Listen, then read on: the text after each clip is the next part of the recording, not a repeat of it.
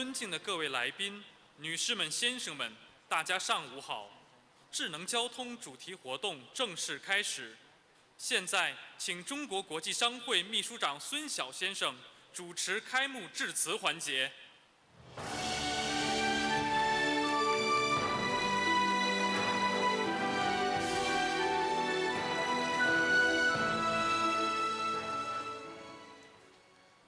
尊敬的各位来宾、女士们、先生们、朋友们，大家上午好！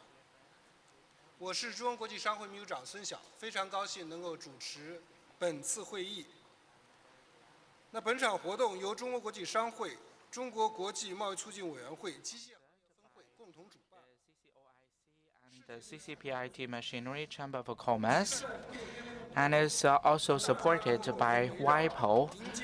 We look forward to having discussions on the theme of embracing the era of comprehensive intelligent transportation. I believe this session will for sure be very thought-provoking. First, I would like to invite the representative from WIPO, who is David Moss, the Senior Director from Madrid Registry of WIPO, to give a speech. Please.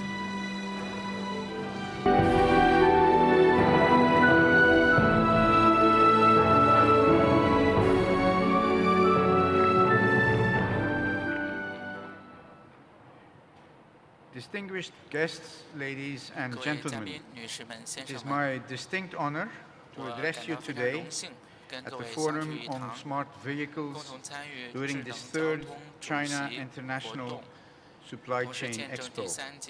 I am here representing the World Intellectual Property Organization. On behalf of WIPO, I would like to express my sincere gratitude to the organizers for convening this important gathering that brings together key stakeholders across the smart vehicle international supply chain. WIPO has been privileged to participate in previous editions of this Expo, and we have consistently found it to be an invaluable platform for dialogue and innovation, intellectual property, and global supply chains. The comprehensive nature of this Expo, highlighting the interconnectedness of industries and technologies, reflects the reality of today's innovation landscape. The evolution of China's electric vehicle industry represents one of the most remarkable industrial transformations of the 21st century. Just 15 years ago, China's EV sector was in its nascent stages, with limited domestic production and heavy reliance on foreign technology. Through strategic policy support, substantial R&D investments, and collaborative efforts between government and industry, China embarked on an ambitious journey towards electrification. What began as an effort to reduce pollution and oil dependency quickly evolved into a comprehensive industrial strategy. The first phase focused on building domestic capacity and adapting technologies. By the mid-2010s, we witnessed the emergence of pioneering Chinese EV manufacturers who developed vehicles specifically designed for Chinese customers and infrastructure conditions. The second phase saw rapid acceleration in both quality and quantity. Chinese manufacturers transformed from technology followers to innovation leaders, particularly in battery technology, connected vehicle systems, and manufacturing efficiency. The domestic market responded enthusiastically, with China becoming the world's largest EV market by a substantial margin. Today, we are witnessing the third phase, global expansion. Chinese EV manufacturers are establishing significant presence in markets across Europe, Southeast Asia, Latin America, and beyond. This expansion reflects not just commercial ambition, but also technological confidence. The success of the Chinese EV industries is not solely the result of efforts in China. Instead, it is an excellent example of global supply chain and international innovation cooperation. We can find many research centers, design studios, marketing partners, after-sales service centers, and other contributors established or supported by Chinese EV manufacturers across the globe.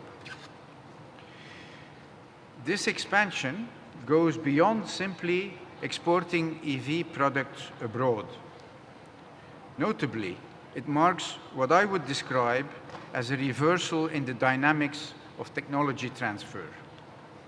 In the early stages, China depended heavily on foreign technologies. Today, the opposite is increasingly true. As a senior Renault official told the Financial Times this past weekend, the Chinese have learned for a long time from the Europeans, and now we're turning this around, so we learn from them. This reversal is evident not only in the EV market itself, but also across the supplier ecosystem. One striking example lies in the ongoing trade and investment negotiations concerning the transfer of battery technology from China to the EU. Crucially, intellectual property protection has been fundamental to this journey. Over the past decade, Chinese EV companies and their suppliers have experienced a remarkable surge in IP filings, reflecting both intensified domestic growth and a strategic push towards global markets. This growth spans all three major IP rights: patents, trademarks, and designs, and has been facilitated by WIPO's global IP services. The growth in patents has been particularly striking. WIPO PCT applications by leading Chinese EV firms surged from only 156 in 2016 to over 1,000 in 2024, representing a 600% increase.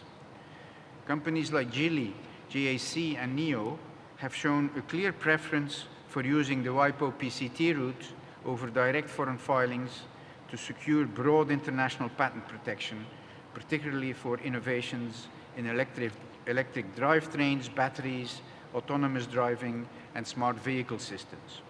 In total, Chinese EV makers accounted for over 5,400 PCT filings by 2024. International trademark filings have also increased significantly, with top firms accounting for over 11,000 cumulative foreign registrations. While direct filings through national IP offices remain important, international trademark applications under the WIPO Madrid system have also grown steadily, enabling more efficient multi-jurisdictional brand protection. Design protection has equally seen dramatic expansion, rising from just 20 filings in 2015 to over 900 by 2024, a nearly 4,500% increase. This growth has been further accelerated by the WIPO Hague system, offering streamlined design protection across multiple markets. Together, these trends demonstrate how WIPO's global IP services have become essential tools for Chinese EV companies to scale their IP protection globally, reduce administrative complexity, and secure competitive advantage in an increasingly innovation-driven market. The strategic use of international IP protection mechanisms has provided Chinese innovators with the confidence to enter new markets, establish technological partnerships, and contribute to the global transition towards sustainable mobility. In conclusion, the story of China's electric vehicle industry exemplifies how innovation, when properly protected and strategically deployed, can transform not just the domestic industry, but global markets.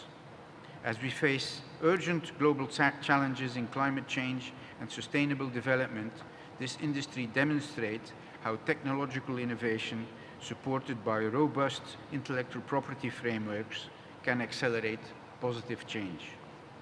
WIPO remains committed to supporting innovators across the global EV ecosystem through our global IP services and capacity building initiatives. By working together, innovators, manufacturers, policymakers, and IP organizations, we can ensure that the smart vehicle revolution delivers its full potential for society by leveraging reliable and stable global supply and innovation chains. Thank you for your attention, and I wish you productive discussions during this forum.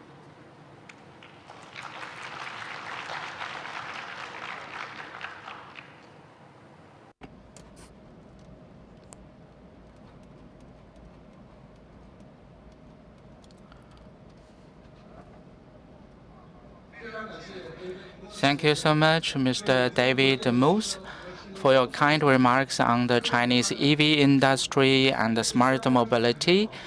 And also thank you for your support in terms of IP protection. Next, I would like to invite the chairman of the Machinery Subcouncil of the CCPIT, Mr. Zhou Weidong, to deliver a speech.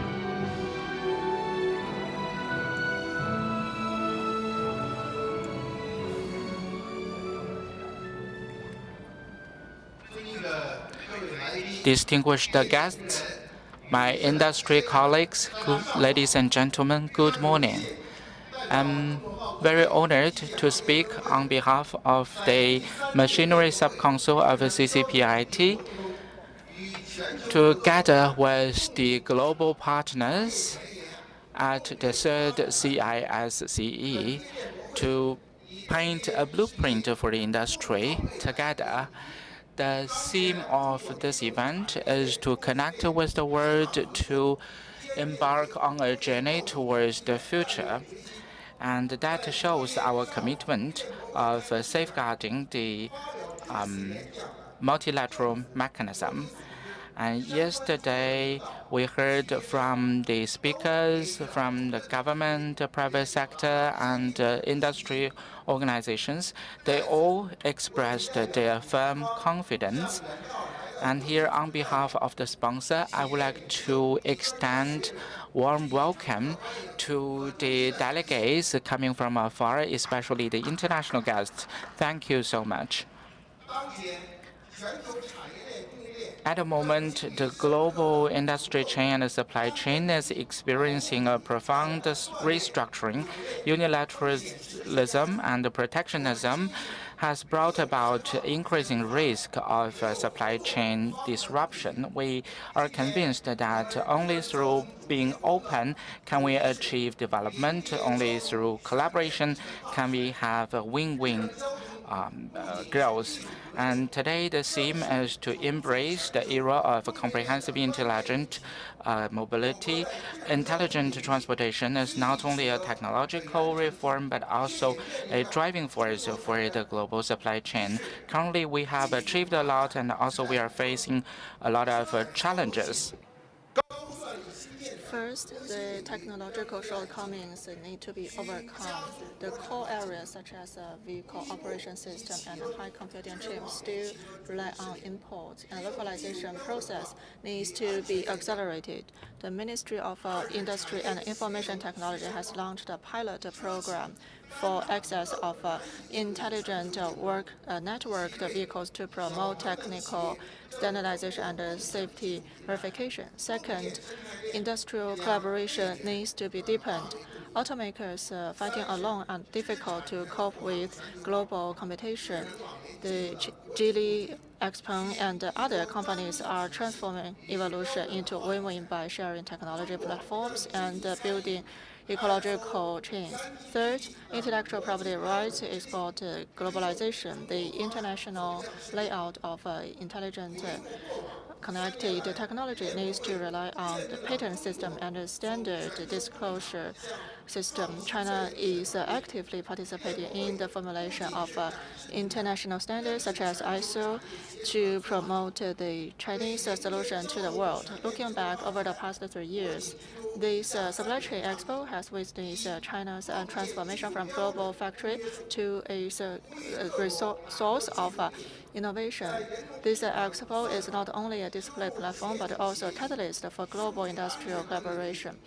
To welcome the era of a comprehensive intelligent transportation, I'd like to propose the following initiative. First, jointly build a common denominator of technical standards.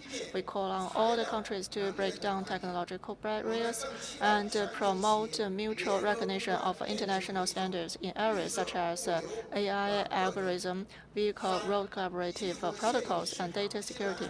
Two, build a green supply chain community. The smart car chain is to run through the chips, materials, energy, and other links. We also look forward to global companies working together to tackle the issues such as battery recycling and green logistics.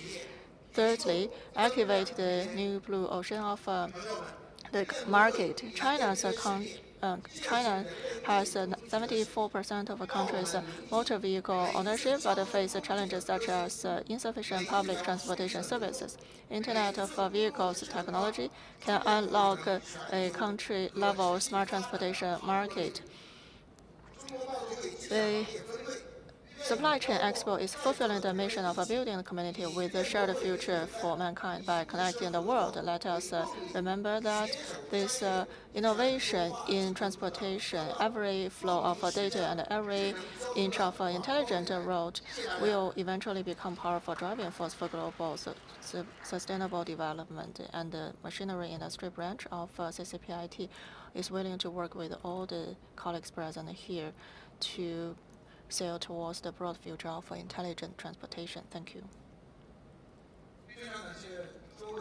Thank you so much, Mr. Zhou Weidong, Chairman of Machinery Sub-Council of CCPIT, who has proposed 3 suggestions for the development of the industry.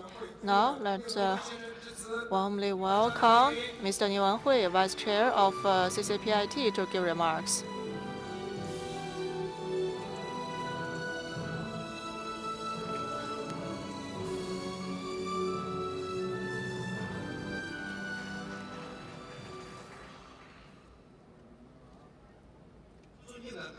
Distinguished guests, ladies and gentlemen, dear friends, good morning.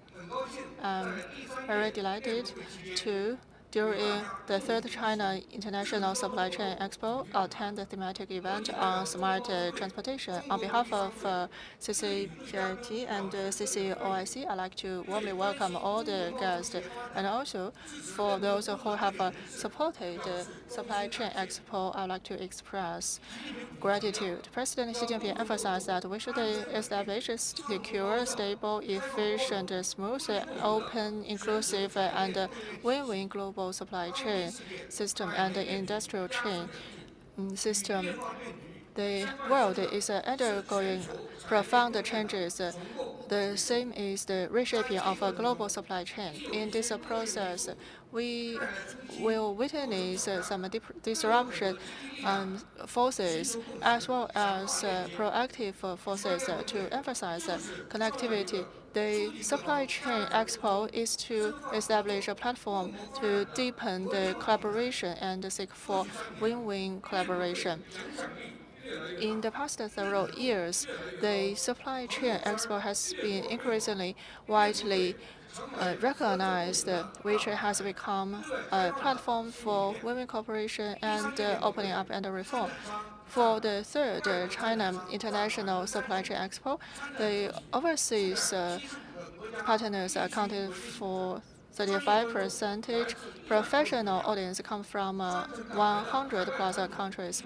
We have received more than 170 overseas delegations, which shows the great trust in the supply chain expo and also inspire us to be more dedicated to the expo. Dear friends, ladies and gentlemen, transportation is the basis of economy and the connection of civilization, as well as the basis for the security and the resilience of supply chain.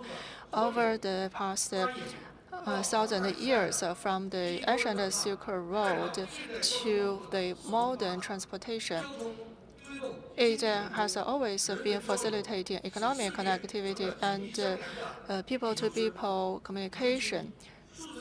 The digital economy is developing so fast and involving a wide range of areas, which is unprecedented. AI, big data, and other emerging technologies are being deepened to dramatically affect global supply chain and industrial chain. Digitization has become the trend for the supply chain development, especially AI is accelerating iteration at speed of weekly change. The strategic industries and the transportation are deeply intertwined to form new strands of global transportation. We are embracing new disruption in this sector. This is most innovative and dynamic area. In the recent years, China is deepening the implementation of AI plus transportation initiative. Smart transportation is emerging. High-speed train and independently developed aircraft have been booming. The quantum navigation, laser telecommunication, low-altitude aircraft are developing dramatically. We have established the largest high-speed railway system world-class port and Beidou high-precision navigation system basically cover all the continent-level roads. The intelligent and connectivity level transportation is unprecedented. China is accelerating the new quality, productivity, and connecting with the world, facilitating technological design and talent development and standard setting with all the rest of the world. Ladies and gentlemen, dear friends, in terms of promoting smarter transportation while facilitating our own development, we also need proactive collaboration with the outside world so that we can seize the opportunity. This third China International Supply Chain Expo has continued to arrange a thematic event on smart transportation from telematics to hybrid vehicles. We have Rio Tinto, those resource companies, and the intelligent high-end vehicles as well as flying cars. We have old friends such as Geely and Bosch, as well as new friends. The new material company are also releasing their latest technology and product on this supply chain expo. Ladies and gentlemen, dear friends, the advent of global supply chain industry has approached from 2,000 years ago. The ancient Silk Road trend to 500 years ago, maritime trade to the deepening of economic globalization decades ago. we have witnessed the expansion of the supply chain globally with more and more closer connection. In spite of the deglobalization force, globalization will not be reversible. We are exploring new breakthroughs and new solutions.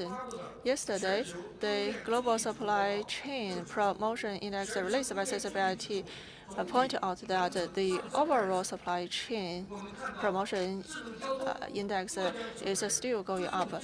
We believe the smart transportation could be an important driving force for economic development. Today, we are embracing the era of comprehensive intelligent transportation, from intelligent vehicle to intelligent transportation with a wider range covering vehicle, road, cloud, network, and map.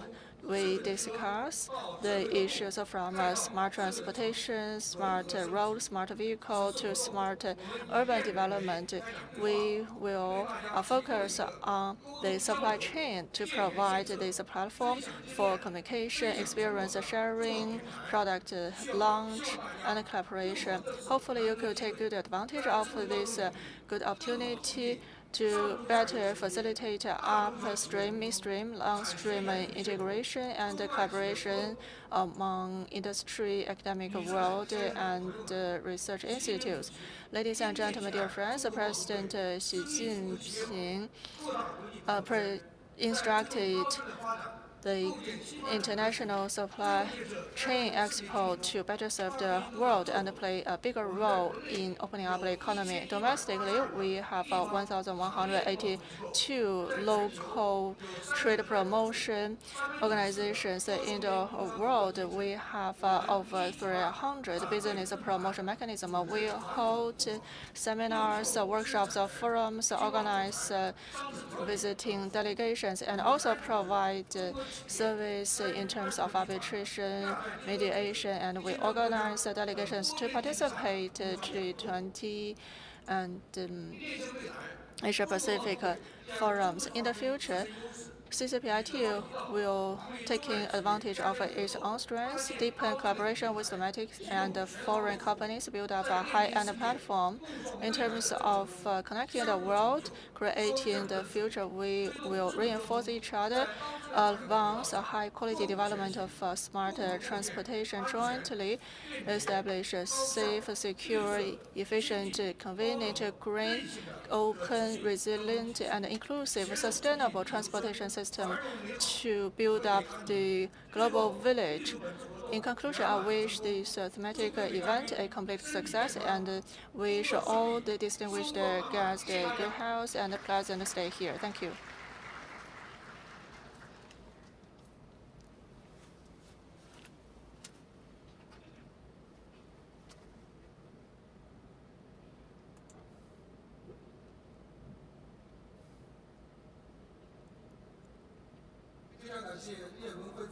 Many thanks to Vice Chairman Mr. Ye Wenhui, who has explained to us the efforts made by CCPIT to implement instructions by President Xi Jinping, who also prescribed new hopes for the development of a smarter transportation. Thank you again. Next, we will have the keynote speech session to share the wisdom and insights of our keynote speakers.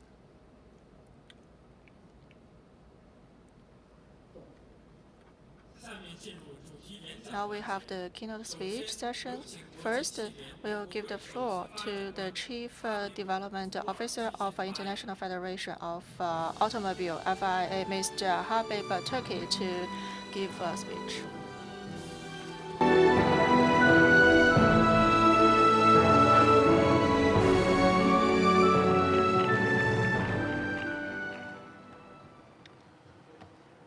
Good morning, everyone.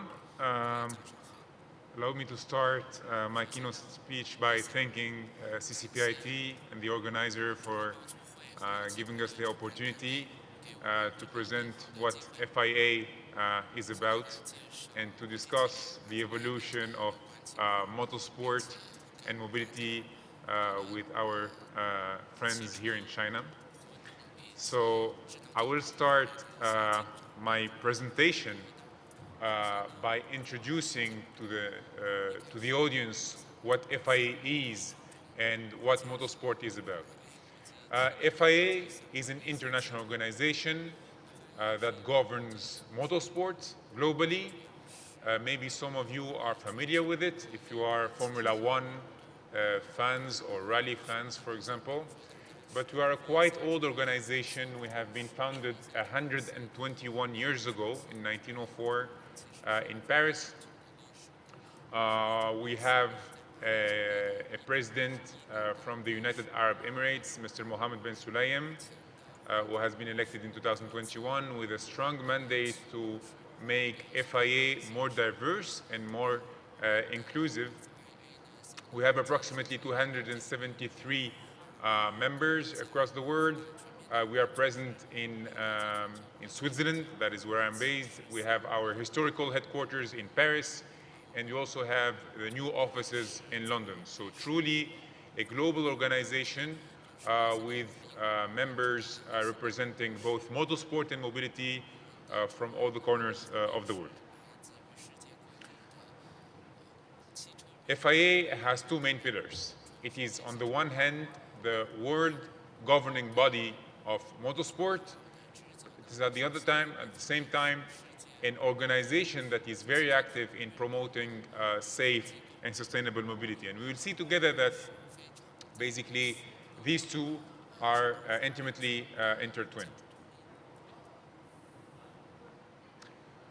First of all, motorsport can be seen if you are an automaker, or can be seen if you are a regulator, as a fantastic laboratory for the technology of tomorrow.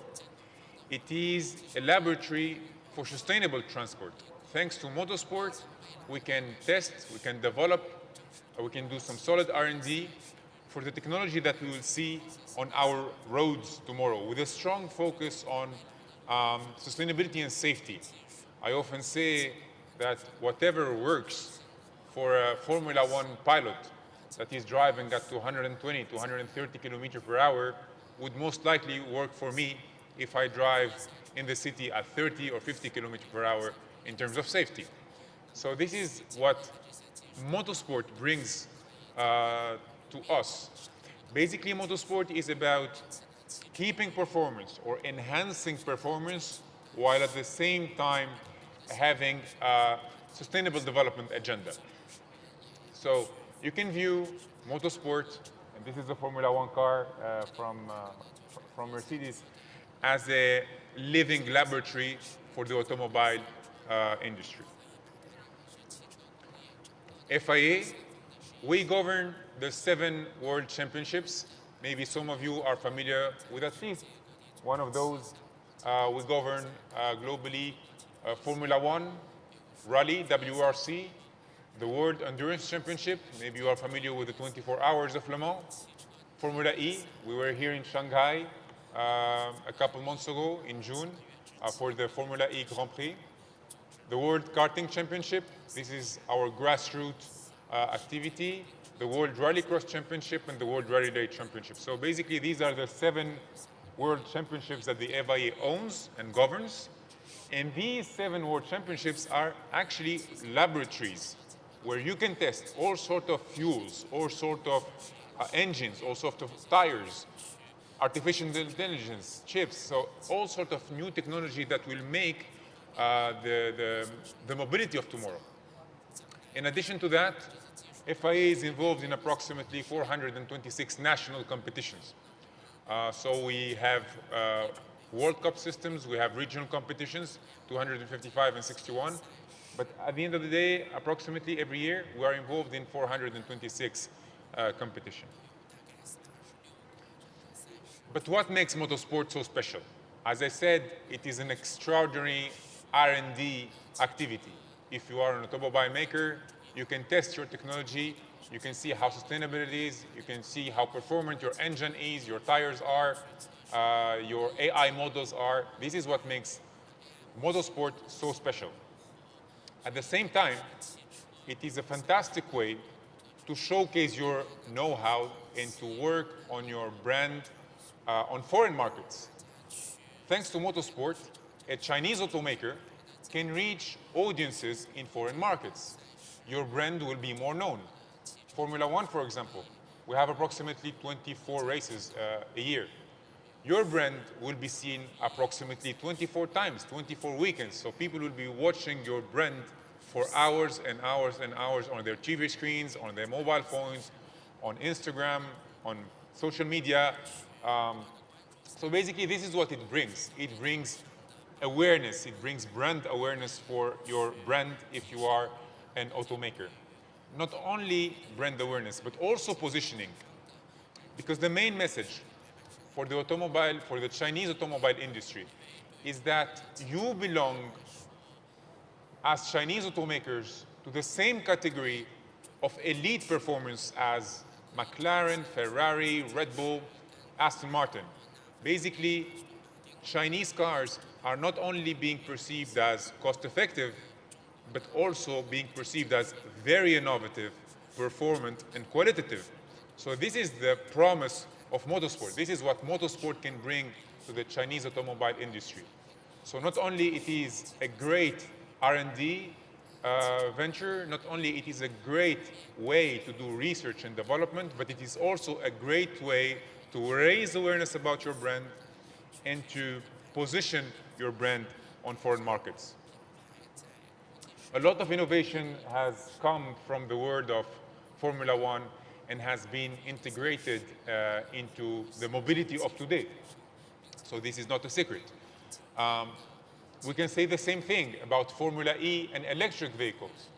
But the most important thing, perhaps, in terms of marketing, if you are interested in marketing, is that not only people will know your brand, not only people will position highly your brand, but you will be able to recruit millions of fans.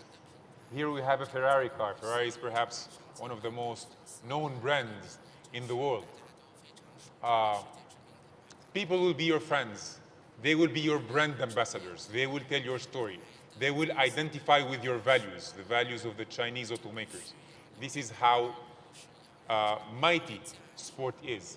So it's not only about investing in communication campaigns, not only investing in sport sponsorship, but it is also about recruiting millions and millions of people around the world that will love your brand, that will identify with its value.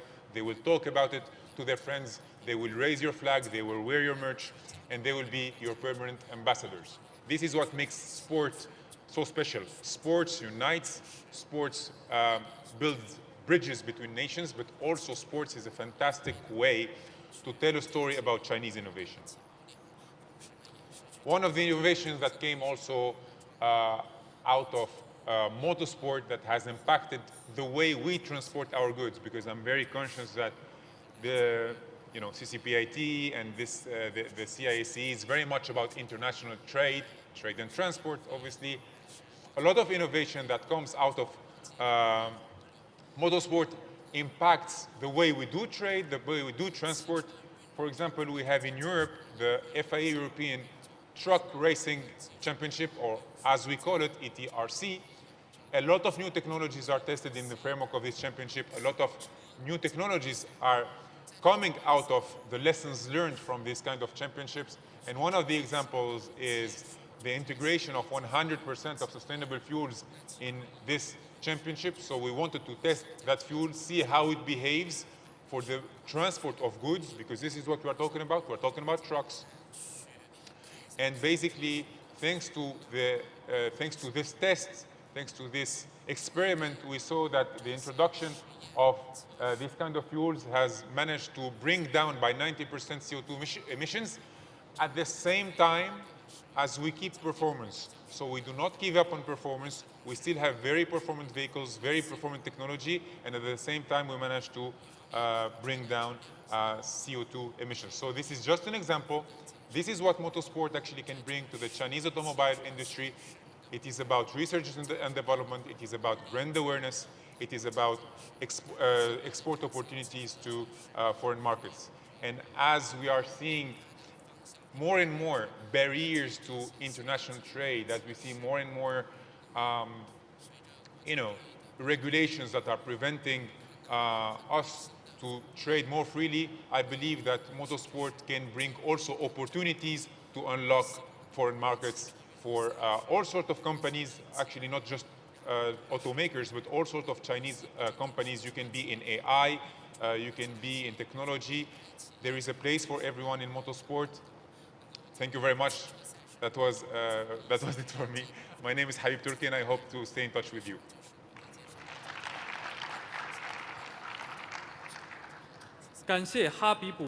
Thank you, Mr. Habib Turki. Next, I would like to invite the Director of China Automobile Industry Advisory Committee, Mr. An Qingheng, to deliver a speech.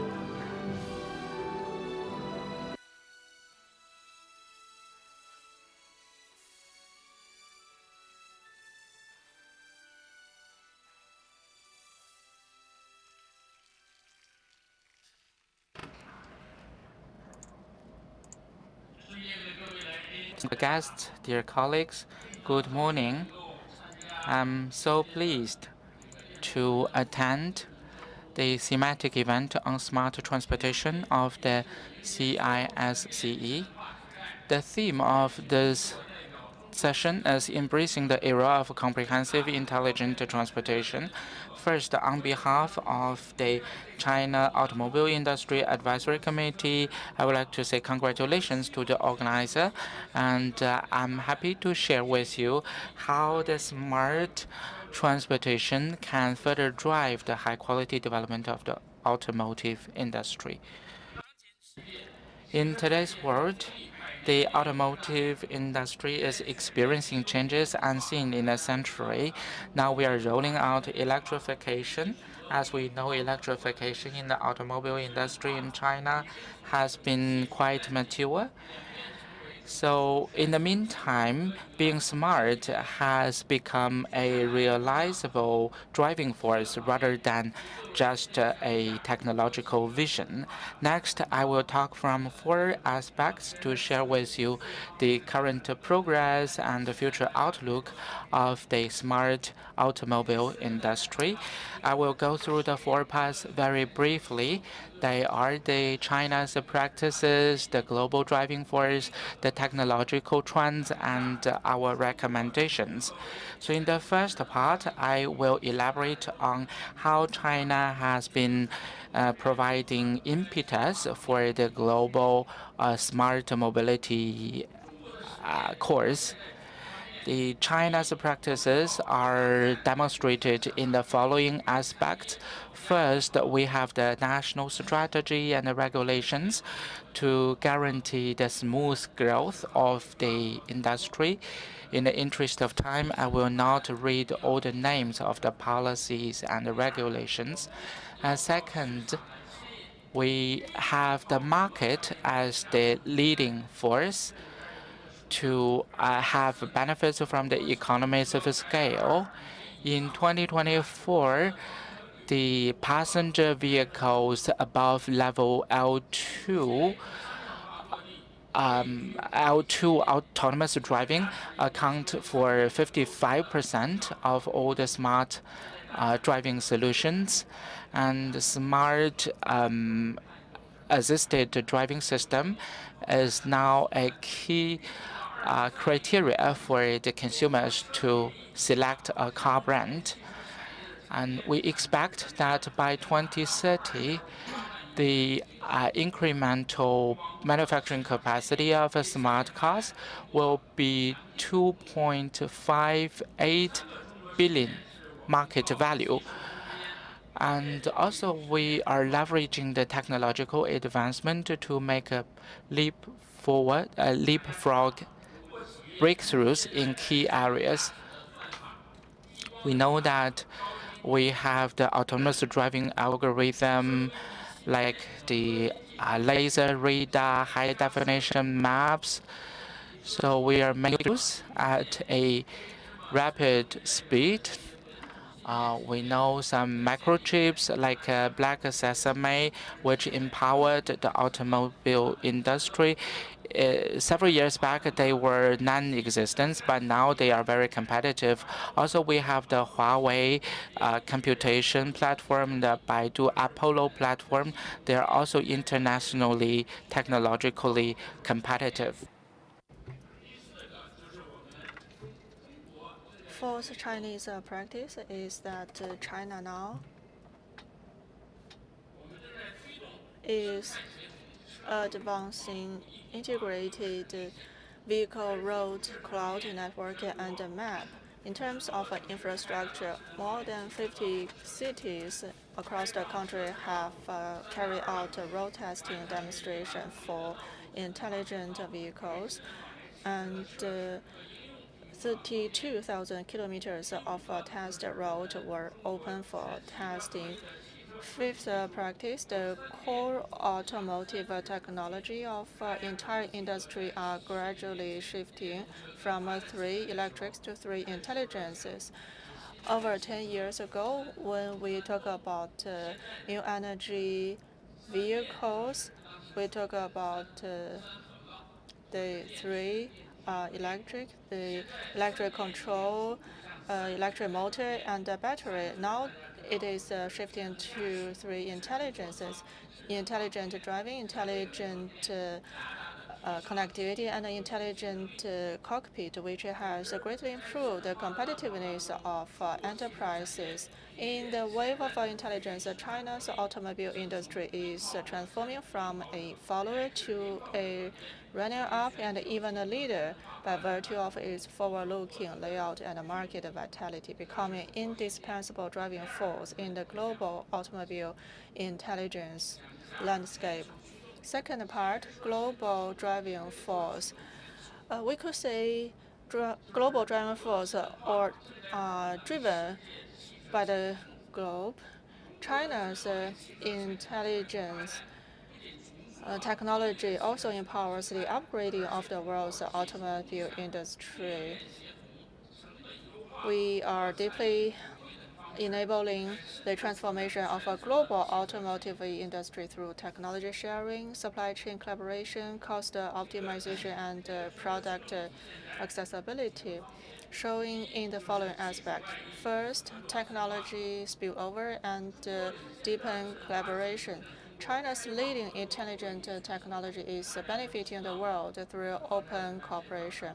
As mentioned, we have CATL and other big brands present in this global supply chain. Expo, perhaps you were not familiar with CATL 10 years ago, but now CATL and BYD's battery technology supports the global electrification process. China's technological breakthroughs in intelligent driving algorithm, vehicle road collaboration, high precision perception, and other fields are being exported to the world through joint R&D and standard setting. Second, key forces for improving supply chain resilience. China has the world's most complete and responsive automobile supply chain system. This CISCE demonstrates the supply chain system for automobile in China, especially in the field of electrification and intelligent core components. In the interest of time, I will only share with one example. The CISV intelligent cockpit control platform cover international brands such as Volkswagen, Toyota, accounting for more than 70% of their revenue. Thirdly, engine for reducing cost and accelerating popularization. China's strong scale, manufacturing capability, and supply chain advantage have significantly reduced the cost of core components such as a smart driving sensor and a computing platform. For example, we are all talking about autonomous driving. I noticed a very heated discussion on mobile phone how to set the standards. Although the combination of a pure vision solution and radar vision solution is still under discussion. The average selling price of Hesai Technologies laser radar has dropped from 17,000 US dollar in 2019 to thousands of RMB today, which has given companies more choices. The smart technology will definitely accelerate global automobile intelligence process. Fourth, cultivate new quality productivity and lead the direction of global innovation. As you know, China's exploration in intelligence has provided a valuable testing ground and inspiration. We are evolving from a means of transportation to smart mobile terminals in terms of transportation. The third part of my report is development trends of intelligent connected vehicle technology.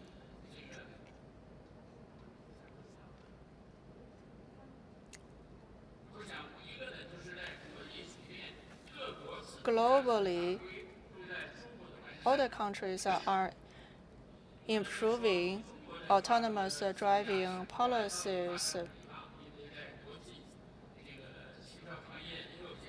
because there are different voices across the world, so people may wonder what is the latest development. Actually, Europe, United States, Japan attach great importance to development of autonomous vehicles. For example, Germany has issued L3, L4 autonomous driving certification regulations, and Mercedes-Benz Drive Pilot model has achieved autonomous driving on the road in scenarios such as highways and airport parking. California and Nevada in the United States have both issued laws allowing users to use L3 autonomous driving on public roads, which means that the development trend of global intelligent connected vehicle technology will always move forward.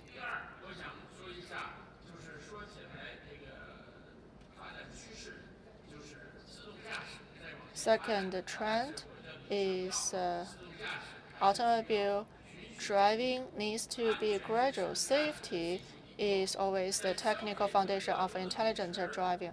While consumers are passionate about it, especially the young people like to speed up with fashionable vehicles, which may compromise their attention to safety, but actually they should note that current intelligent driving is still in the category of assisted driving. We still need to be cautious in driving. We need to safeguard the safety and the security of mankind. In the promotion and application of autonomous driving, user safety should always be put first.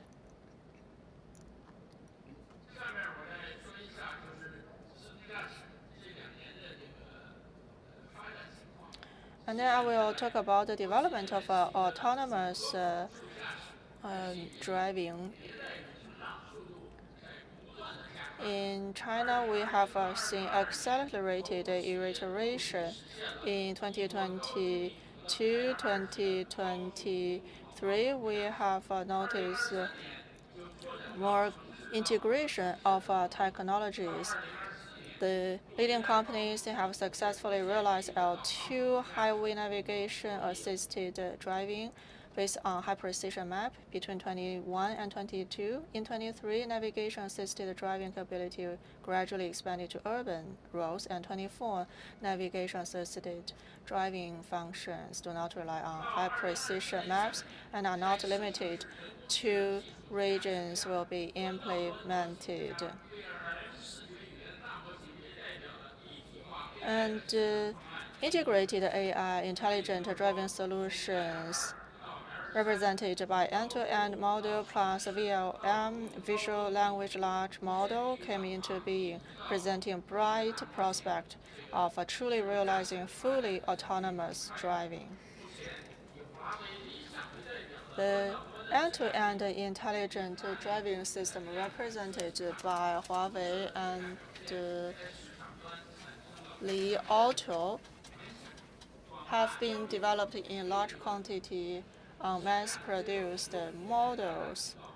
Consumers are more prone to intelligent driving experience.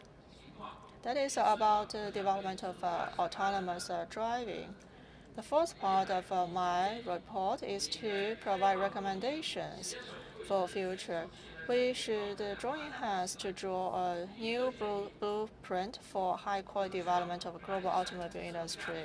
First, accelerate the improvement of a legal, regulatory, testing, evaluation support system for autonomous driving. You may ask, who should be responsible for accidents due to autonomous driving, either by driver or vehicle manufacturer or software providers? We should establish effective testing and evaluation system to support the accountability.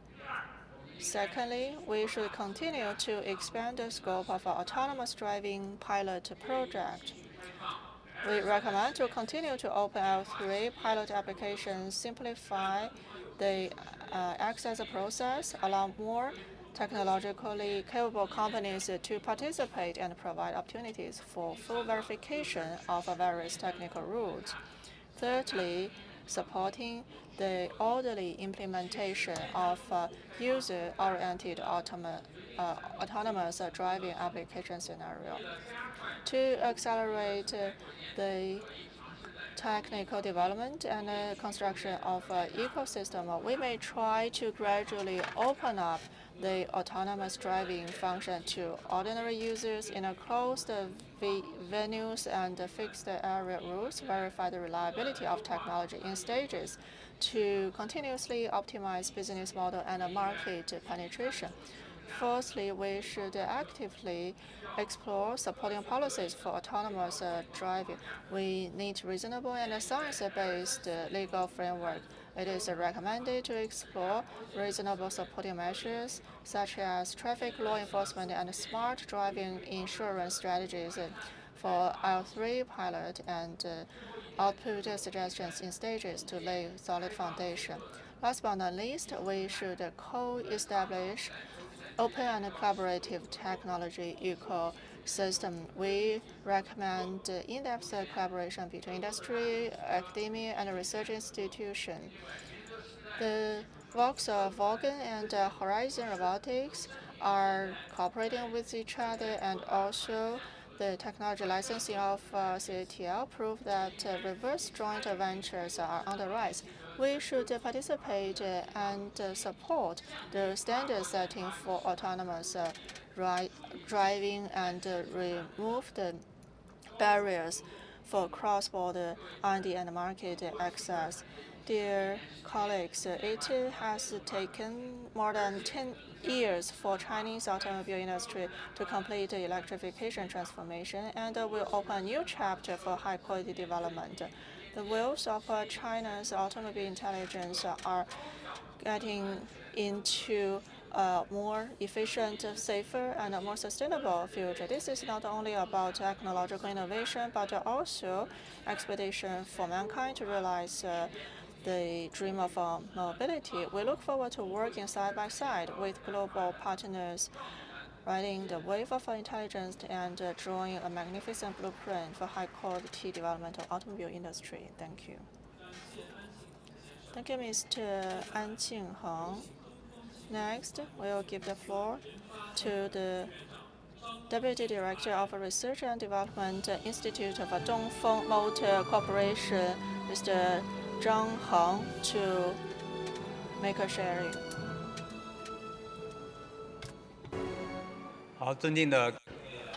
Distinguished guests, my dear friends, good morning. I'm with the Department for Science and Technological Innovation of Dongfeng Motor Group. My name is Zhang Heng. Today, I'm honored to share with you some of Dongfeng's practice on the integration of vehicle, road, and cloud. In a previous speech, our speaker talked about the era of smart mobility. In the past, we say hardware would be the determining force for cars, and today we have software as a determining factor, and in the future, AI may take over. And today I will talk from the perspective of the integration of a vehicle, road, and cloud. First, about the background. We know last year in 2024, 5 ministries in China, including the Ministry of Industry and Information Technology, Ministry of Public Security, Ministry of Natural Resources, Ministry of Rural Urban Development, and Ministry of Transportation, issued a directive for the combination of a vehicle, road, and cloud. Because my company is based in Shiyan, Hubei, so were selected as a pilot course for the integration. Apart from Shiyan, we also have Beijing and Xiangyang as the two pilot cities for the integration of the three elements. In this experiment, we are also testing the whole car intelligence. Just now, Mr. Zhang mentioned that L2 and above autonomous driving account for more than 55% of smart mobility solutions. We calculated the use cases, the settings. We found out of the billions of scenarios, there are some corner cases that cannot be easily addressed. However, by adopting the integration of vehicle, road, and the cloud, we can resolve the problem of a long tail effect. But for some corner cases, we need to develop further technology. At Dongfeng Motor Corporation, we proposed the idea of 3 leapfrogs and 1 co-centric lifestyle organization. So in the industry, we have a kind of a consensus of integration of vehicle, road, and cloud. We need to have 8 vertical themes and 5 platforms. The 8 themes include public transportation and industrial parks, etc. And for the 4 horizontals and the platforms, I show them here, include the cloud control systems, etc. So 8 vertical, 4 horizontal, and 5 platforms. We can see this is the underlying infrastructure that can standardize the rules and unify the manufacturers. And we did some V2I testings. For the 8 vertical segments, there are some pain points through the whole car or a single car intelligent system. We can address many of them. However, we need the integration of the vehicle, road, and cloud to address some other problems. In Xiamen and Wuhan, we have been running the autonomous driving in the like autonomous driven lorries in certain industrial parks, as shown in the pictures. Also, we are accumulating the basic technologies. In the meantime, Dongfeng Motor is active in the formulation of industry regulations. We work with the industry associations, universities, and research institutes to coordinate on the formulation of regulations. We work with some Chinese organizations to take part in the ISO work. We have a complete supply chain system. We have this ecosystem that is globally based.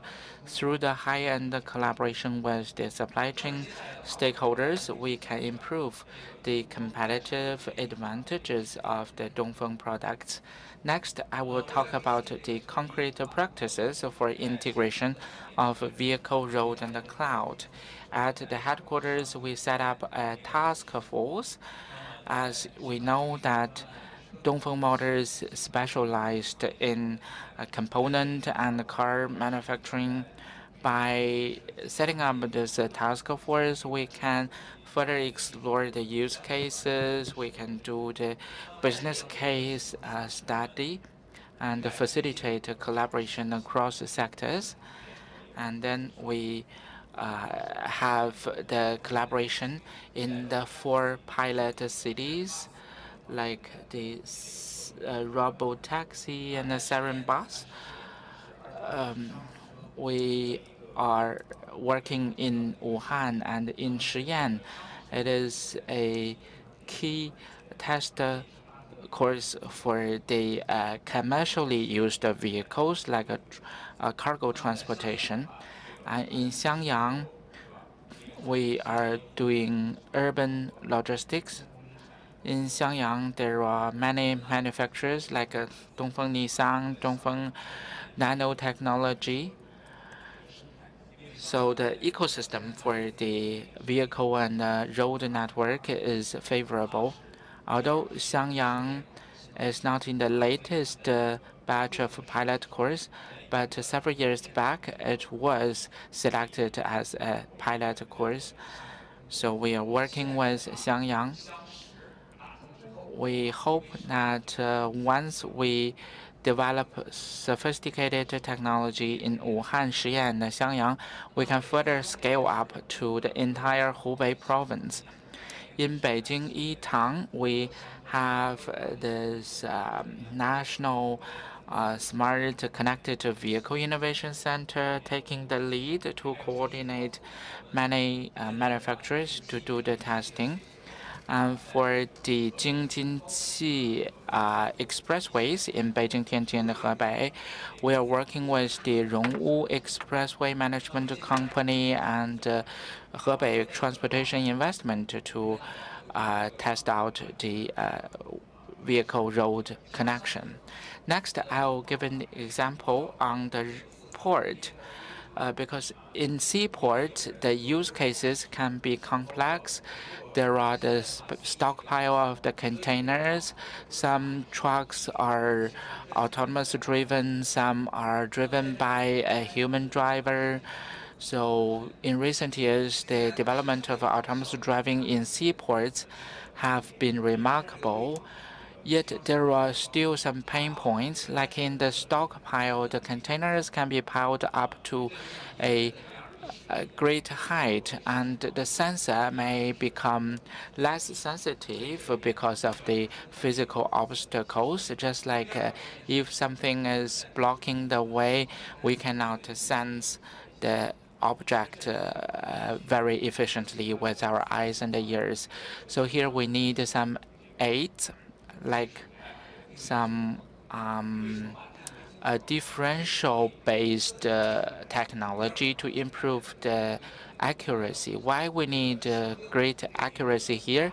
First, we need to better fathom the stockpile, and also we need the derrick cranes and the fork cars to be very accurate to place containers at the exactly right position.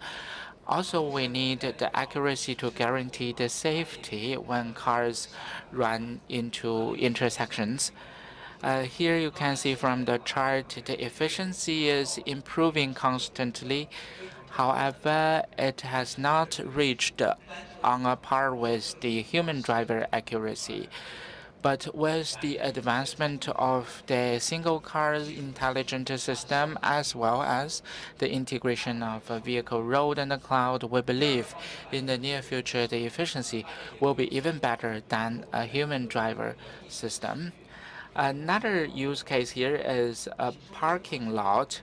For some densely populated area, we all have the experience that it is difficult to find a vacant parking lot.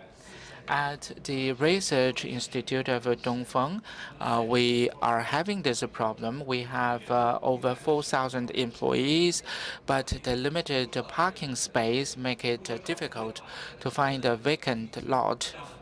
And the cars may all swarm together.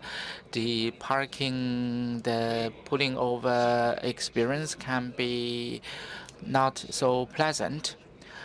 That is why we developed a smart parking lot based on the integration of vehicle, road, and cloud. Before a car enters the parking lot, they can know already where they may find a vacant lot. They can reserve that lot. They can also use the devices on their vehicles to connect with the hardware in the parking lot, in the workplace. For example, connecting with the parking lot meters, so they can have early reservation to ensure a smooth parking experience. At the moment, the average car ownership is around 300 cars per 1,000 people. It is still lagging behind some developed economies. So we can envisage in the future the shortage of parking lots will be a more severe problem for shopping malls and amusement parks, etc. We need such technology as the integration of vehicle, road, and cloud to better enable the parking capacity. And next topic, I will talk about the logistics. Here is the intra-park and extra-park logistics in one of our pilot courses.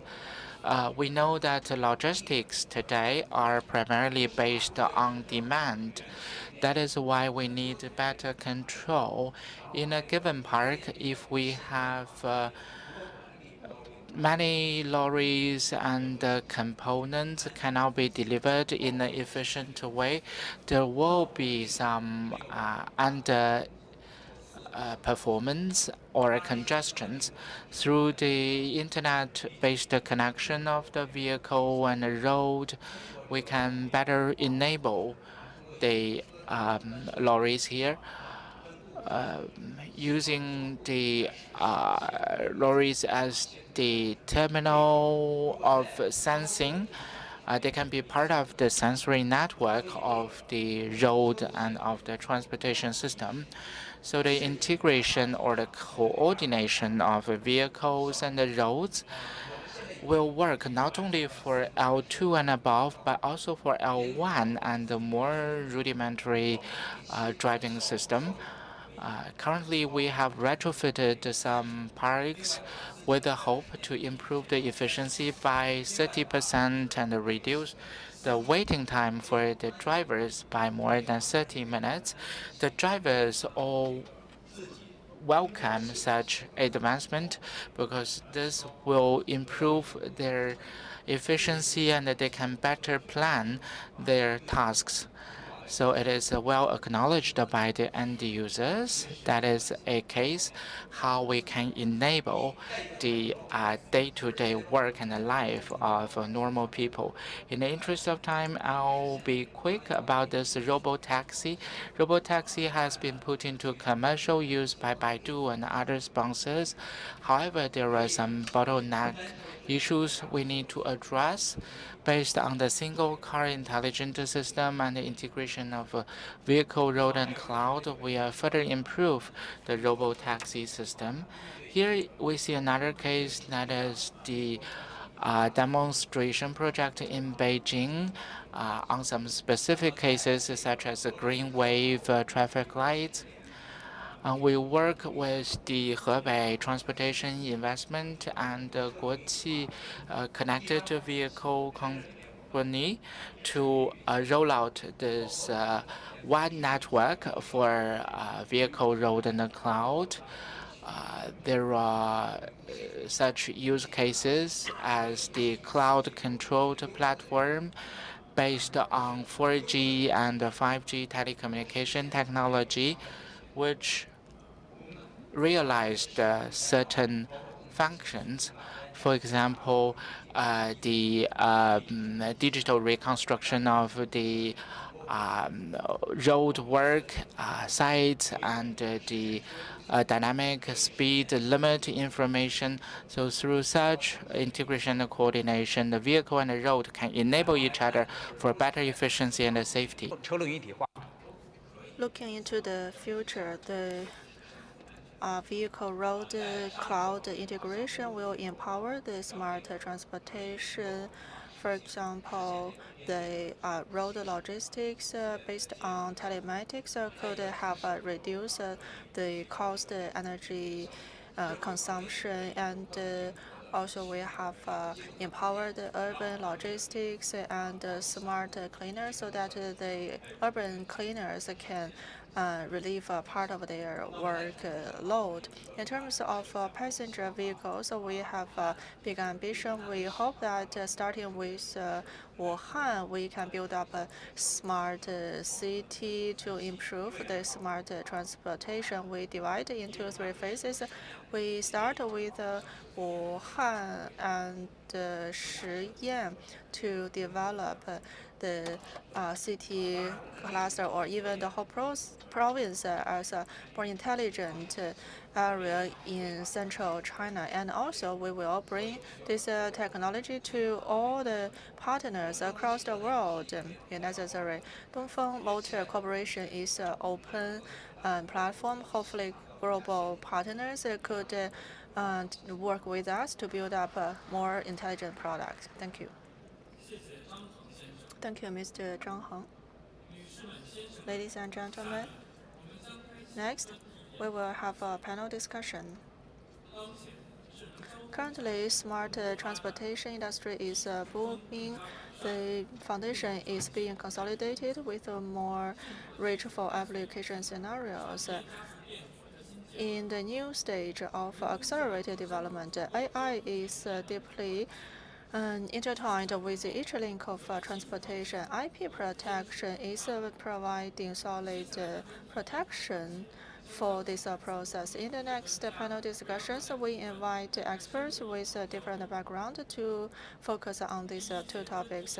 The first panel discussion will be themed on how AI is reshaping the smart transportation supply chain ecosystem.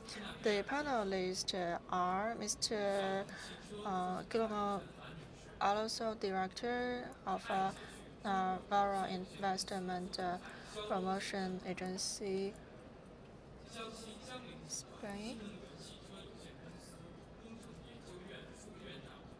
and also Marcos Nefiel, Senior Vice President of Osami, Mr. Chen Han, Vice President of Expo Motors, and Mr. Xiaodong, Vice President of AGC Investment Limited, Nie Xiaoyong, Deputy Director of Engineering Research Institute, Jiangxi GMC, New Energy Vehicle. The moderator for this session will be Mr. Zeng Guang, Vice Chairman of Intelligent Electric Vehicle Professional Committee of China Electronic Chamber of Commerce.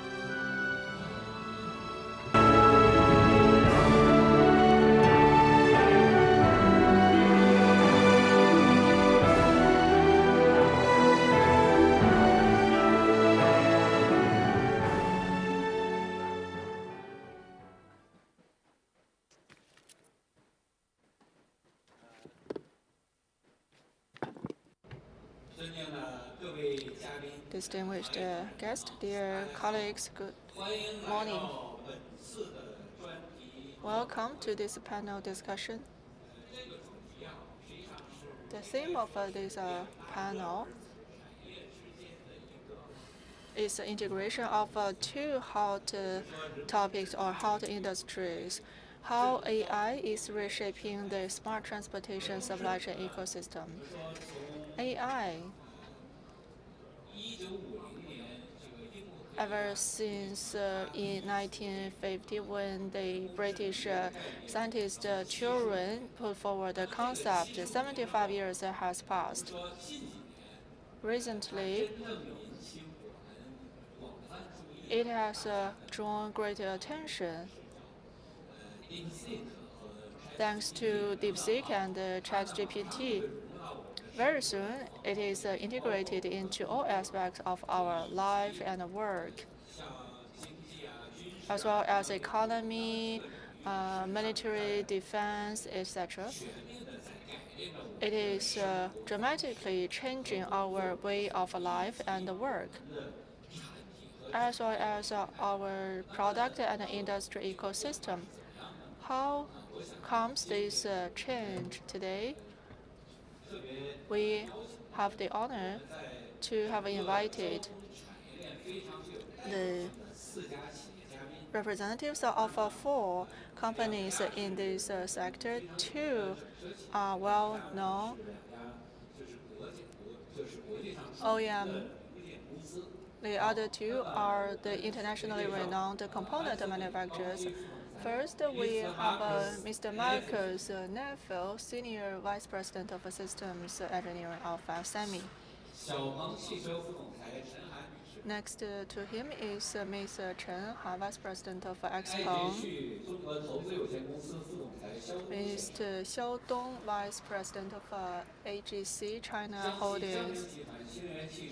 And Deputy Dean of the Engineering Research Institute of GMEV, Mr. Nie Xiaoyong. AI is empowering all areas in unprecedented speed and has become a key strategy for all the countries.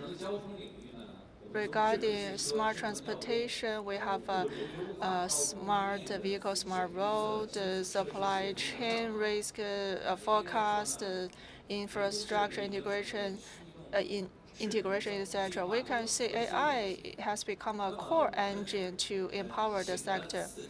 So we have invited the 4 representatives of this sector who are all empowering the sector. First, we want to discuss what kind of fundamental change has AI brought to this sector. First, we will invite Mr. Chen Han with Expo. Recently, in the past couple of years, Expo is performing extraordinarily, especially in autonomous or intelligent driving. You have leading technologies in China. So my first question to Ms. Chen.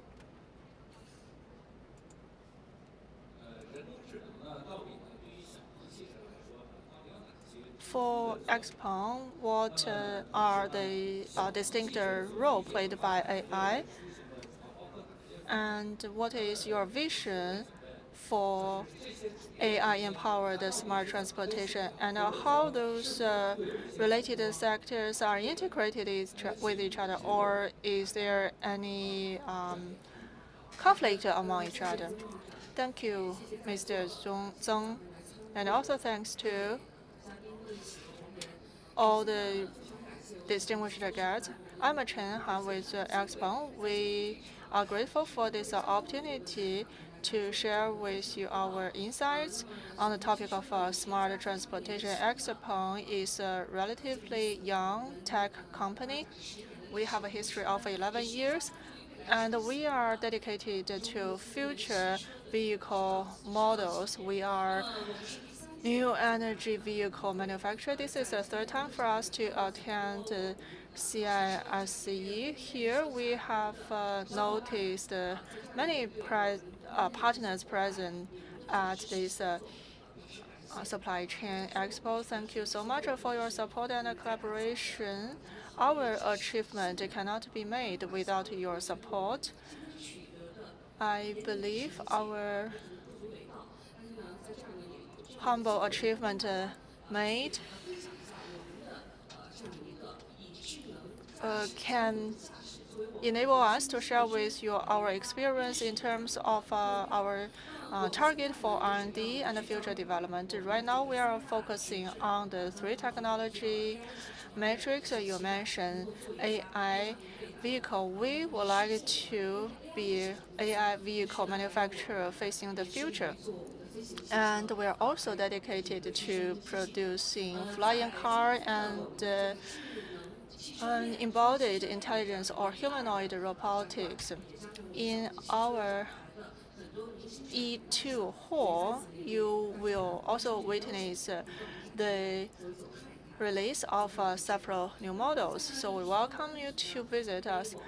Regarding your question, as I mentioned, we have 3 technologies, the AI automobile, AI robotic, and flying car. So we focus on the 4 technologies.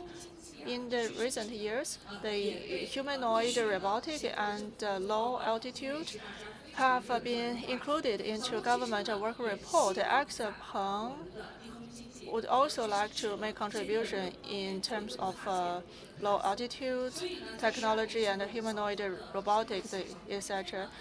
So years ago, Expo Huitian has been dedicated to the development of flying car. Now we have a team of over 1,500 people. We would like to develop the first-of-a-kind detached flying car, which has the automobile part and also the aircraft part. We want to develop this first-of-a-kind detached flying car, which can fold it, the aircraft part put into the trunk.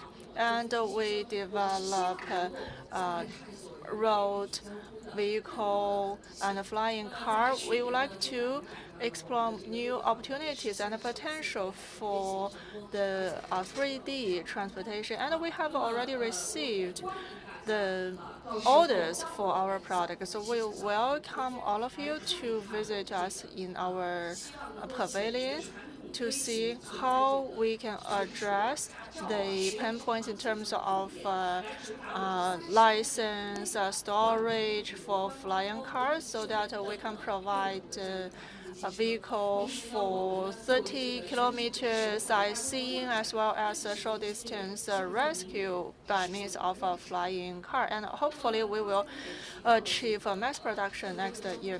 You mentioned the possibility of 3D transportation. How can we drive this flying car? We would like to deeply integrate this flying car driving and ordinary car driving experience. You can have a try. We hope within 10 minutes you will get used to this driving experience. By the end of this year, we will have built over 2,000 flying bases and to be expanded to 5,000 next year, so that this experience can provide you more opportunity and possibilities. Thank you. Ms. Chen, today our topic is focusing on AI. For Expo, how do you think of AI empowerment? Which is the area most applied for AI, and what is your vision for Expo in terms of AI empowerment? I talk about the flying car and humanoid robotics. Actually, Expo has always been committed to the design and development of these 2 parts. On the Shanghai automobile, Expo Iron is our latest released model, which has drawn great attention. Last year, we also developed our own Turing chip successfully, which will be applied to our 5th generation humanoid robotics Iron. Next year, we also want to launch humanoid robot for industry to build up a high-end technology. You talk about AI era. For AI automobile, AI flying car, or robotics, we always are human-oriented because we don't think AI should be simple technology, but empower humankind. And also, we like to see robotics to go into your family, take care of your senior people or your kids. Even the flying car would like to address the obstacles for road transportation. Hopefully, this compassion can grow up with the technology development. Thank you, Ms. Chen. I think it is fair to say that Expo automobile, from what we learned just now from Madam Chen about the smart vehicles, flying cars, and embodied AI, these aspects all use AI. And for AI as a component manufacturing, Onsemi is a well-known brand. It was the semiconductor segment of Motorola, and since it was spun off, it is a leading semiconductor company in China. They are also recording very good growth. So can I invite Mr. Marcus Neifel from Onsemi to share with us on the question about in your company how you employ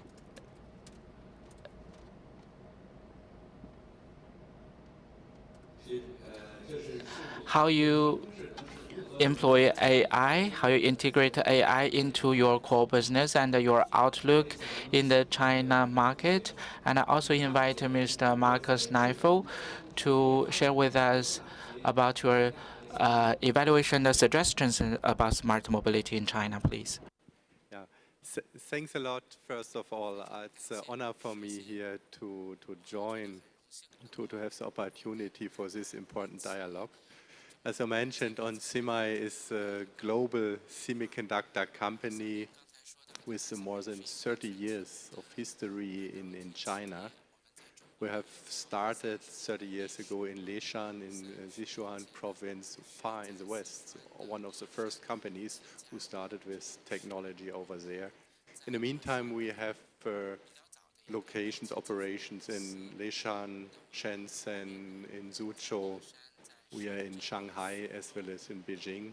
We are here since 30 years. We are now here and will be here also in the future to innovate, to co-innovate together with our customers.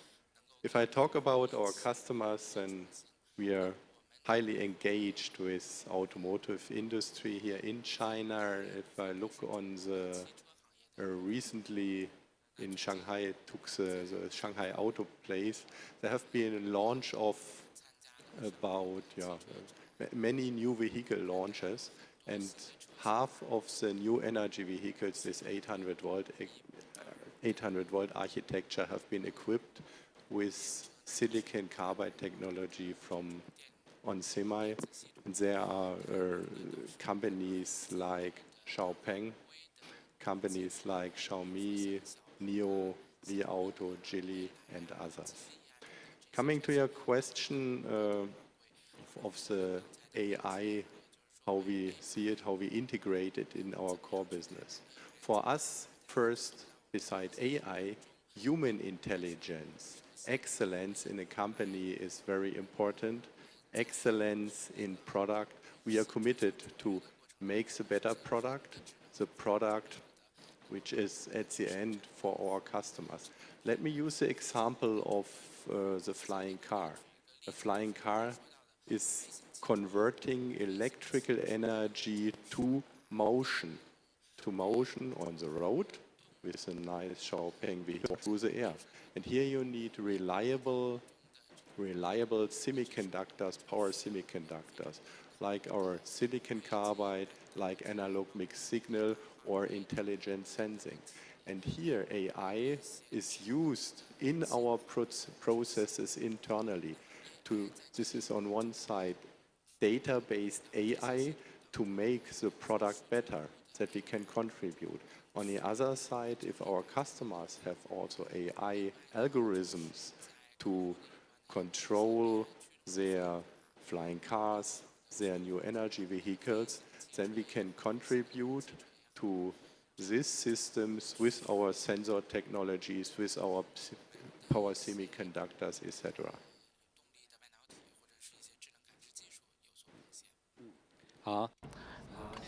Thank you. Just now, Mr. Marcus mentioned that as a basic component manufacturer, the AI enabled them so that some single steps in the past can be integrated. And this is a new change brought about by artificial intelligence. And also, for multinational companies like Onsemi, their growth in China has been into a new era, and you mentioned that in Shanghai, play that 50% of the new models released are supported by technology of Onsemi. So I have another question for you. Marcus, how would you comment on the current smart mobility supply chain? How would you evaluate a smart mobility supply chain? Yeah, at Onsemi we see this transformation not just as a shift in technology. This is a shift in architecture, in system, in solutions, which is at the end also impacting the entire society. That means the traditional model where, for example, power sensing, control, and everything were separate is giving a way to a new paradigm where intelligence is embedded throughout the entire system. That's why we focus on delivering complete system solutions more and more, not just components. And this is also something what is requested by our customers. For example, in our company, we have developed our competencies and skills further from dies, power semiconductors, towards packaged and power modules. And now we are entering into a system level that we are able to speak the language, the technological language of our customers. And this enables two directions. On one side, companies like Xiaopeng are coming with functions, features, flying car, completely new requirements, and they are pulling in the direction of a semiconductor company. And on the other side, we are coming with a technology push where we have semiconductor technologies bringing this to our customers. And together with co-innovation, strong collaboration internationally, we are coming to solutions where we have a benefit for our customers, for users, and at the end also the entire society. And this is at the end, I think, the secret and the success factor for smart mobility.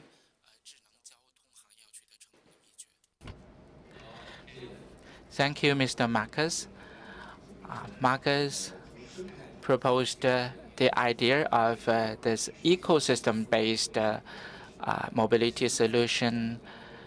So they are a semiconductor manufacturer. So in the future, they would address the challenges of and the new demand of smart mobility in such ways.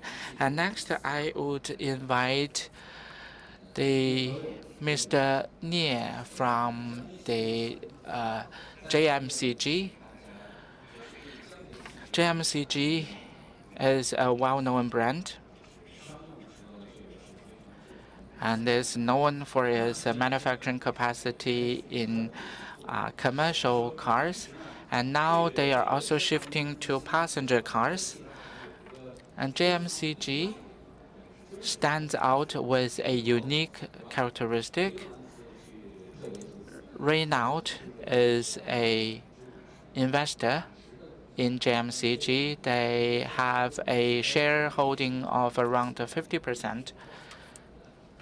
It is one of the few examples of FDI JV in the EV industry. Recently, we heard the news that is also about artificial intelligence. GMCG is working with the Luobo Kuaipao of Baidu to deploy more than 1,000 autonomous driving cars in Dubai. I think that is a good breakthrough. My question to Mr. Nie is that now we are building the smart mobility system with the EVs, with AI technology. What are your considerations about AI-empowered autonomous driving system? Thank you, Mr. Zheng, dear delegates, my friends. I'm from the JMCG EV department, and on behalf of JMCG EV, I'd like to share with you some of our understanding about smart mobility. To answer Mr. Zheng's question, we are working with Baidu on the EH06 autonomous driving. We have deployed the EH06 in more than almost 20 cities in China. And this year, we are reaching out to the international markets. The first destination is United Arab Emirates in Abu Dhabi and Dubai. We plan to deploy over 1,000 EH06. Also, we are doing the test run in Hong Kong. In addition, we are planning to have some operations in Malaysia and Singapore. We're discussing with our European partners.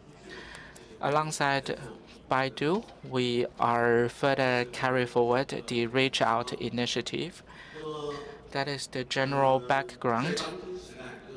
In today's world, smart mobility is developing at an unprecedented rapid speed. AI as a key driving force which profoundly reshape the autonomous driving, from the application of autonomous driving to the single car intelligent system to the integration with cloud computing system. AI is ubiquitous to promote the smart mobility, making it more complex yet more efficient.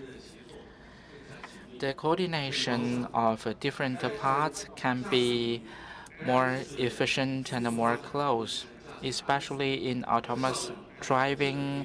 The rapid growth of AI has brought about some leap forward revolutions. Now, with better sensors, the cars will be able to sense the ambient environment and make quick decisions. The autonomous driving solutions now can tell the signs and the intentions of pedestrians and accordingly adjust the speed and the directions. That greatly reduce the potential risk of accidents. Also, the AI helps to optimize the pathway to direct cars to less congested roads and bring some more pleasant driving experience. The application of the AI is only the starting point of the smart mobility revolution. As we see more and more technological advancement, especially more and more coordinated innovation upstream and downstream. The innovation of cars is not only from the car manufacturer, but also from the technology and the component suppliers. We need to work more closely with our suppliers to make even more breakthroughs. So renewable energy suppliers. We have many of the top-notch renewable energy suppliers working together with us to make a breakthrough so that can expedite the entire smart mobility industry. Thank you, Mr. Nie. Our panelists all made points about AI and smart solutions, and that would be 2 steps in the development journey.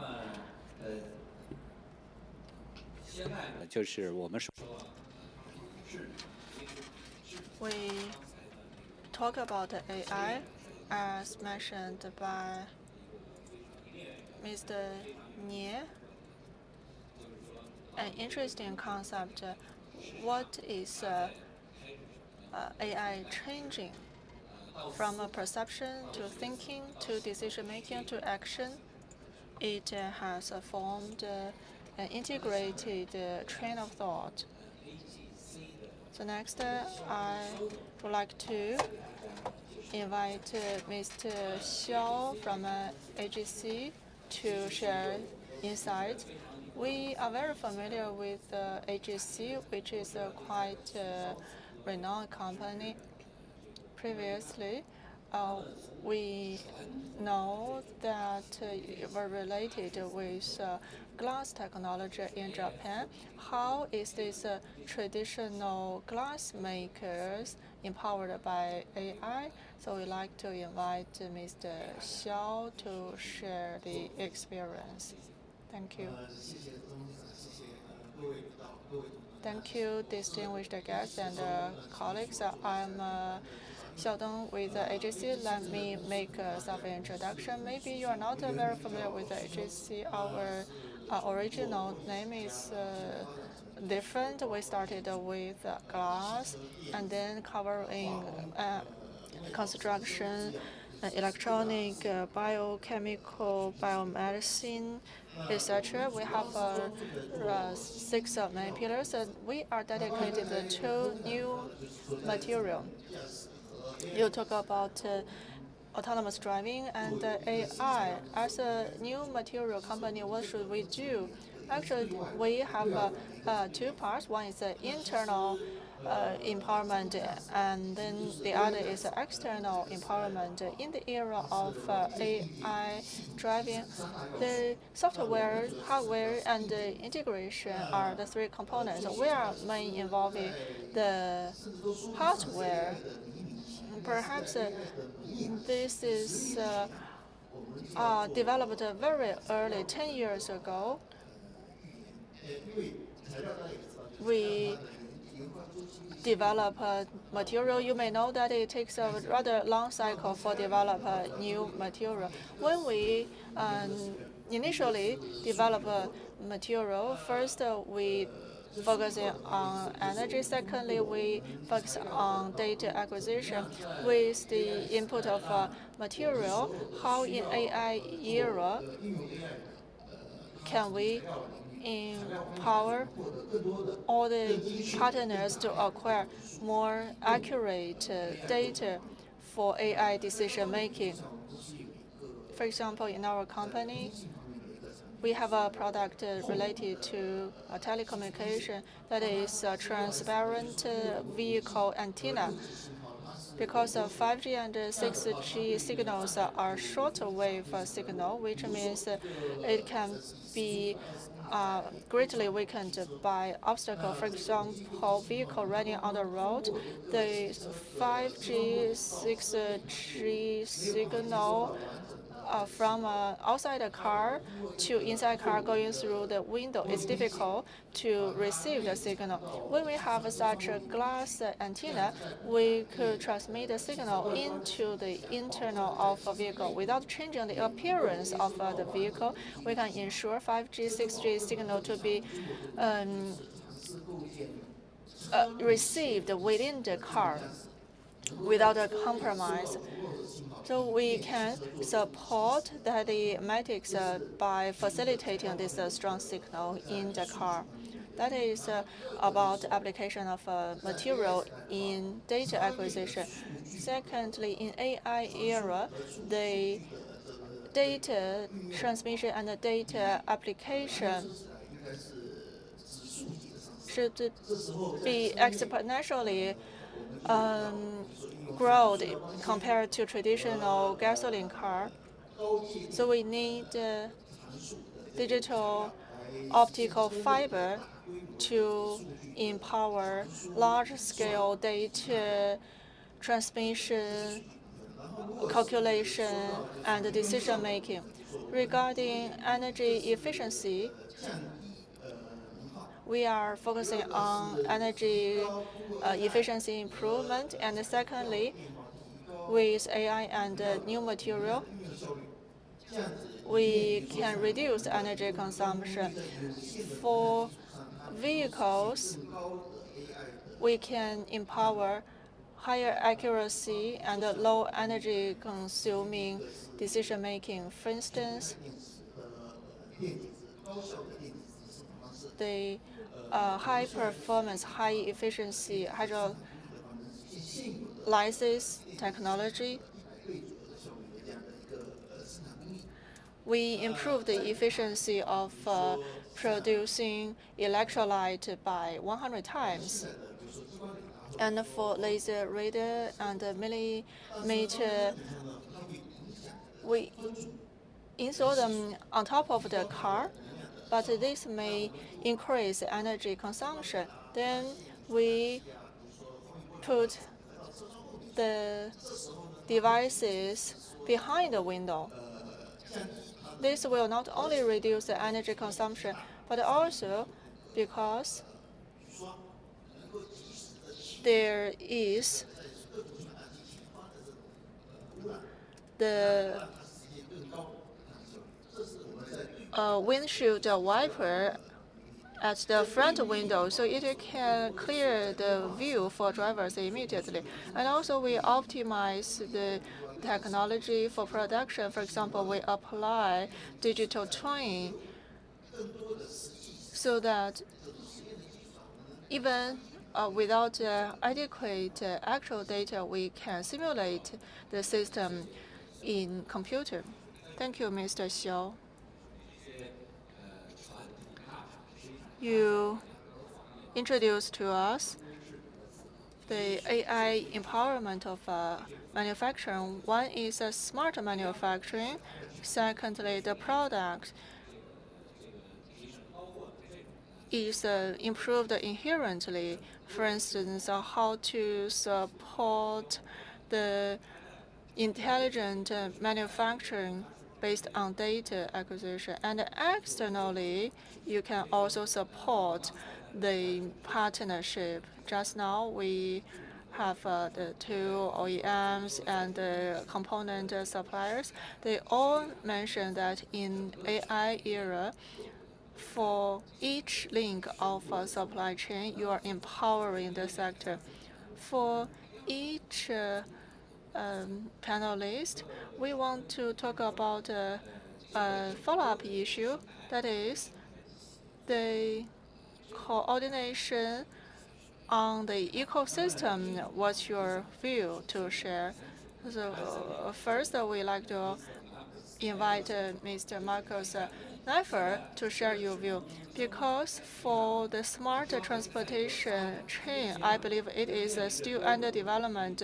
We are facing issues of different standards, different data interface, and data latency. The telematics may be a very complex issue which involve security. So how to effectively apply AI to improve the supply chain ecosystem building, improve the resilience? I'd like to invite Mr. Neiffer to share your view. Thank you. Thank you for this question. Resilience is a very important topic, especially from the point of semiconductor thinking in the entire chain. And resilience starts with presence. Presence means that, an example of on semi, we have been here in China for nearly 30 years. with over 4,000 employees and major operations in the cities I mentioned, Leshan, Shenzhen, and Suzhou. We are on the first multinational semiconductor company to invest in China and Western region and so on. That means presence is important. Our global footprint on the other side allows us to ensure resilience and to support also our Chinese customers, not just here, but wherever they go. As more Chinese companies expand globally, they are looking for partners who can scale with them and can ensure resilience. And here AI is a technology which is supporting this, because resilience can be improved with AI, but resilience has already a foundation, a very strong base. That's where we come in, and with consistent quality, local support, and supply continuity across regions, we see that this resilience is ensured and can be improved further. We also believe resilience is built through transparency and long-term commitment, and that's why we keep showing up. This is, for example, also for myself personally, the 5th stay here in China this year, and it won't be the last. That means beside technology, it has to do with presence, also with personal engagement, that people working close together and can also develop systems and technology jointly further. And one good example for me is here the Supply Chain Expo. Thanks. 好，谢谢 Marcus 来。Thank you. Thank you, Marcus.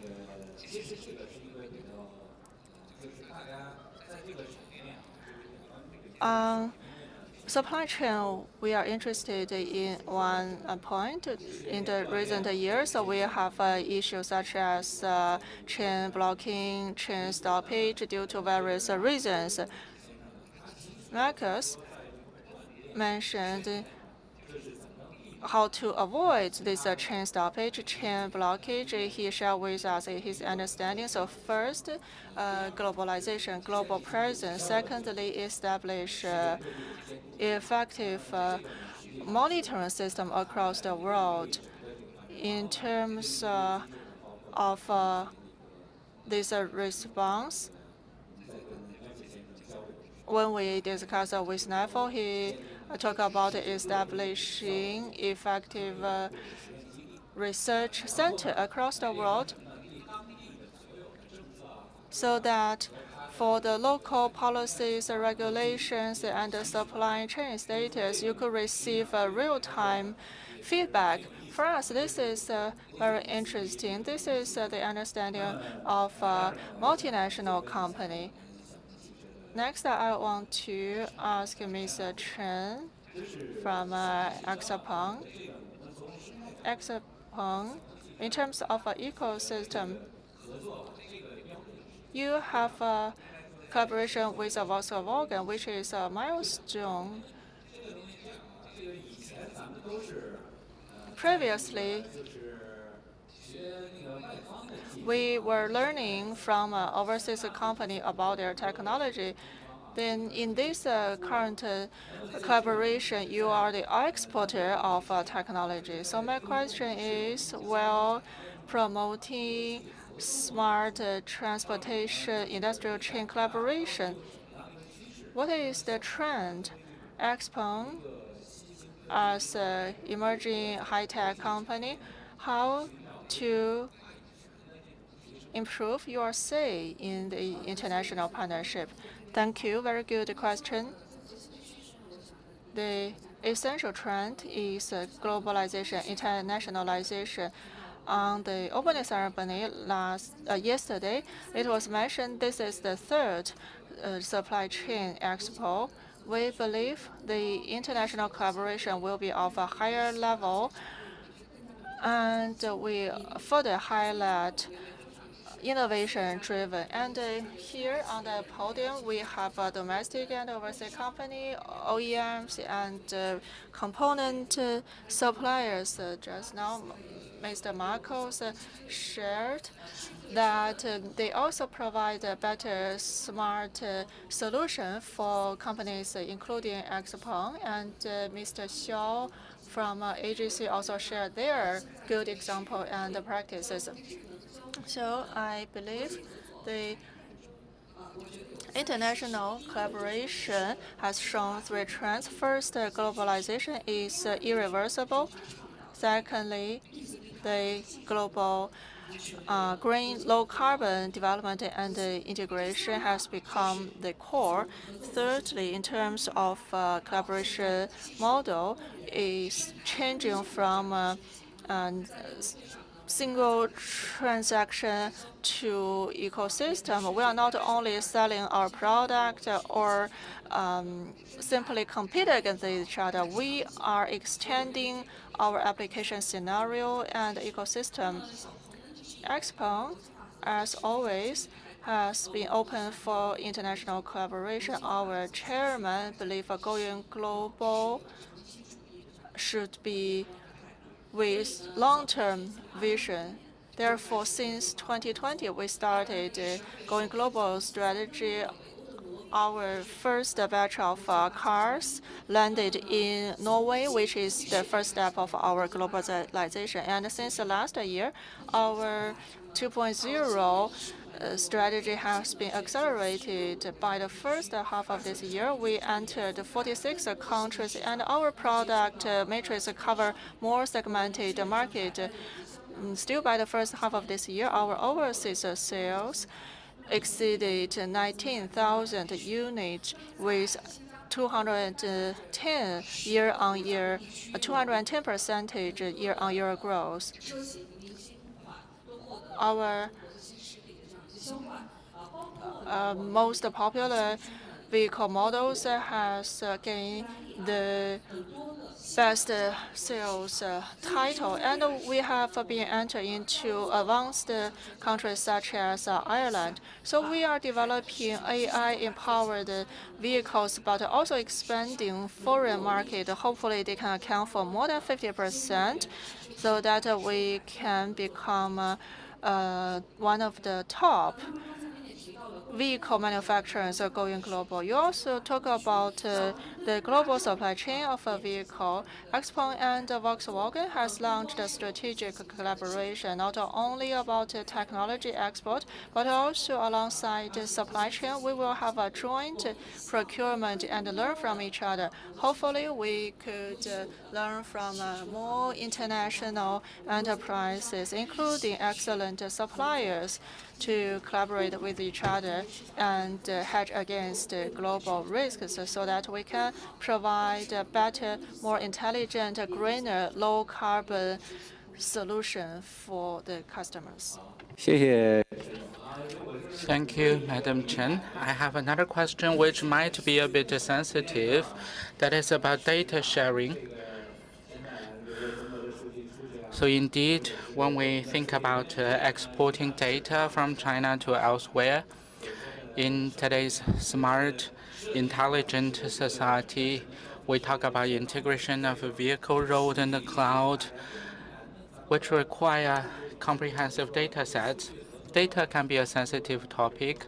So in your collaboration with other companies, how would you share the data? To what extent? I think the collaboration on data, we need to first abide by the regulations. Within the domestic market, we can share data. And when we share data out to other societies, we need to abide by the local laws and the regulations. As I mentioned, the Chinese companies are an important part of the global supply chain of the automobile industry. So we hope we can contribute our due share in this regard. And as we are developing new models of production factors. We have better hardware, software, AI technology, and we hope we can learn lessons from the international giant automakers in terms of procurement, the corporate culture, brand image building, etc. We need to learn lessons from them. Thank you, Madam Chen. So my next question is for Mr. Xiao. Now people talk about the resilience of global supply chains, and there are still many uncertainties in the global supply chain. The artificial intelligence may help improve the resilience. What role AI will play as important players in the global supply chain? How AGC leverages AI to optimize the supply chain networks? And do you have some insight and experience to share with the industry players? Thank you, Mr. Zheng. That's a great question. I don't think we have mature experience to share because we are all in a stage of exploration. We talk about supply chain because we need to have a complete chain of information. Now we have the AI technology. We can go a bit beyond the supply chain to think about a supply network. A network will certainly be more resilient. In our company, we have this early warning system about the geopolitical situation, the economic landscape, and many other local aspects so that we can have forecast about the future. And secondly, we have this forecast system for supply and demand, based on which we have this entire procurement system and all the way through processing to waste disposal. This also helps us to achieve net zero of carbon emissions. And thirdly, we would use AI to improve the efficiency of R&D so that we can process more parameters, and during the lab research we can test more materials, as we know that the material formula can be limitless. So with AI, we can have more efficient material testing for R&D. So this is our experience. Thank you. In the interest of time, I think I will skip some questions. And this panel discussion, we have panelists from representative segments, and the discussion was very insightful. And if I can make a summary about the discussion, we may have the following consensus. First, the rapid advancement of AI technology has enabled the entire industry, not only on single spots, but on the entire system. That is systematically improving the efficiency of the supply chain and the product development, and that need to be enabled by both the hardware and the software. Secondly, in terms of the ecosystem, we talked about the standardization of rules, data sharing, and coordination. We still have a long way to go. The advancement of AI needs these aspects as the underpinning factors.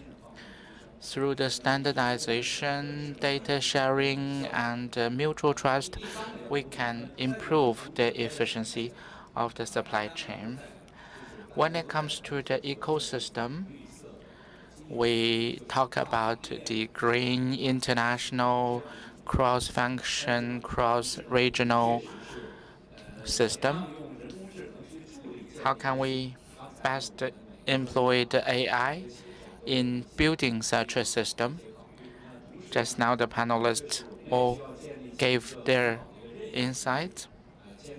We also need to have this resilient mechanism with interconnectivity, early warning, forecast, and feedback systems so that we can have quick feedback from the market.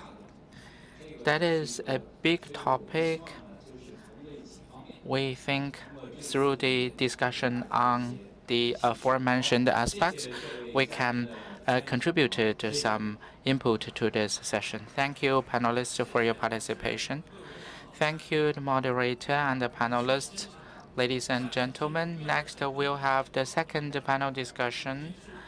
The theme is intellectual property enables the automotive industry and the smart mobility. The panelists for this session will be Yu Zhilong, Director of the PCT Legal and User Relations Division of WIPO, and Wang Hefeng, Senior Partner from Choufen IP, Madam Chao Keqiong, IP Director from Zeekr Intelligent Technology, and Mr. Li Fan from the Litigation Department of a Chinese intellectual property organization. This part will be moderated by Madam Zhang Junqin, who is a senior advisor from the WIPO Arbitration and Mediation Center. Please give a round of applause to welcome the moderator and the panelists to the stage.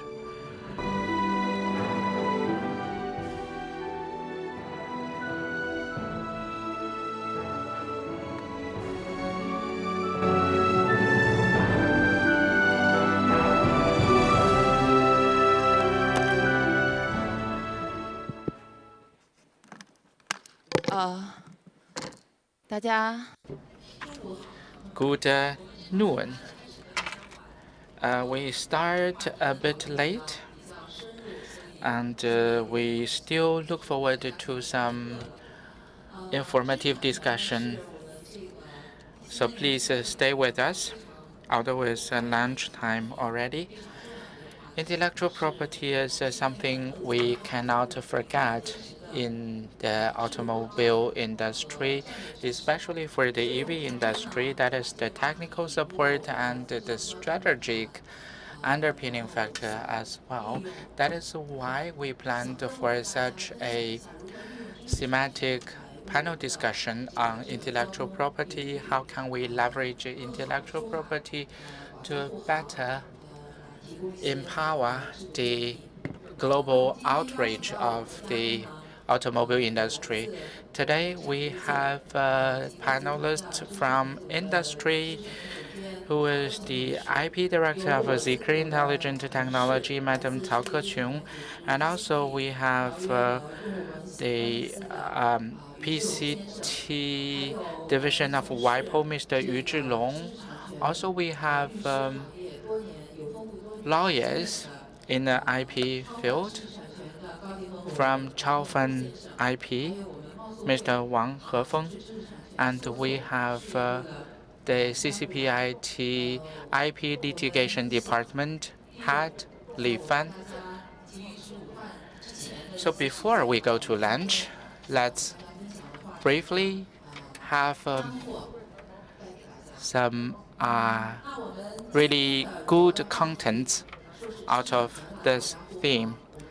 So the theme of this panel discussion is IP as an enabling factor for the automobile industry. So the first topic is the image building of Chinese EV brands. Mr. He, should we have some slides shown on the screen? Oh, I should operate the slides.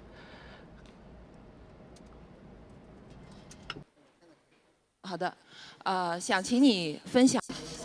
I invite you to tell us about the current landscape of EV brand EV branding in the international market. What are the characteristics? Thank you, Junqin.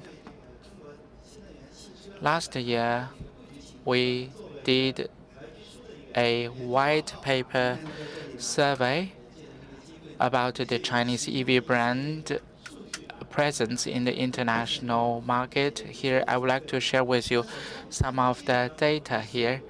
This diagram I made a couple of days ago. From this diagram, you can see the Chinese automobile companies in the past 10 years have seen a rapid growth of brand presence in the international market. In 4 to 5 years ago, it would be 5,000 per year, but in recent couple of years, it can be 20,000 units per year. Here we had a snapshot of some representative companies like BYD, NIO, and Expo. On the left, you can see the quantity, and also you can see the top 10 categories.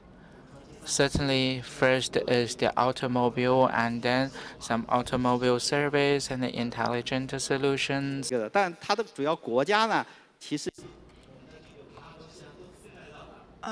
Actually, they have covered all the main countries, especially Europe, US, and South America. In terms of the characteristics for production, we selected 2 typical companies. One is NIO, the other one is Tesla. You can see in terms of protection of the main logo, brand, and various model numbers and operation system. They have a complete protection strategy.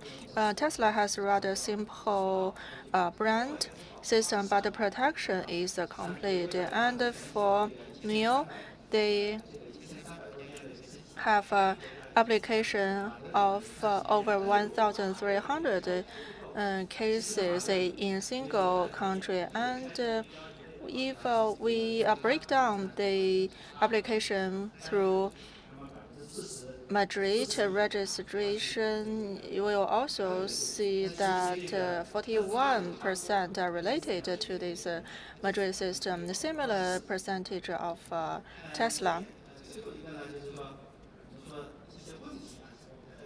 Then issues of international branding, I think there are 2 main kinds. One is brand squatting. There are some warnings by association which reminds that the brand of our EVs have been squatted to a large extent. And the second part is infringement. For example, Audi in Germany had litigation against NIO, which lost the case finally. So NIO has to change the model name in Germany. And in terms of publicity, when Ford is publishing in the name of Ganyi, it infringes on the geographical sign in Europe. So we need to make active efforts to prevent squatting and also against infringement. Yes, in your practice, you notice that for EV manufacturer going global, the main trend is overseas deployment. The way of overseas deployment, what's your opinion? Are there characteristics? For single country application, this is quite popular, and also big percentage for Madrid registry. And the arrangement covers the whole system from the main brand to a specific part. It is different from some traditional industry which only focus on the main logo. And they not only protect their whole vehicle, but also after sales maintenance and the electric applications, and even some have protection for their vehicle loans. So this is a complete industry chain protection, which means the branding protection of vehicle manufacturer covers also the whole industry chain. Do we have some typical experience, or from a lawyer perspective, do you have suggestions for EV manufacturers? Simply 3 points. First, for branding, it's highly important for global strategy. You need to bear in mind the global vision. When you go global, sometimes you may find that the brand can be established inside China but not outside China. So you need to bear in mind the global vision. And also this can be supported by WIPO service. We have a global database. You can do some qualitative analysis to see whether it is feasible in other countries. Secondly, we should be centering on the brand, product, logo, and overseas market to have an integrated arrangement. As mentioned, the 2 examples I show you have a very good experience. And thirdly, this industry is developing dramatically. You need to follow up on the trend to keep working hard. You cannot leave that after you made the registration.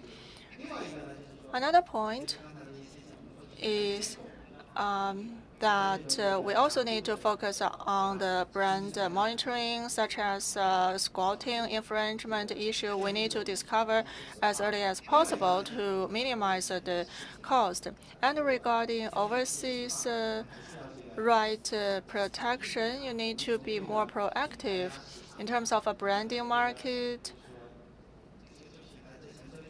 and the potential value of your brand outside China. Why do you need to take some measures?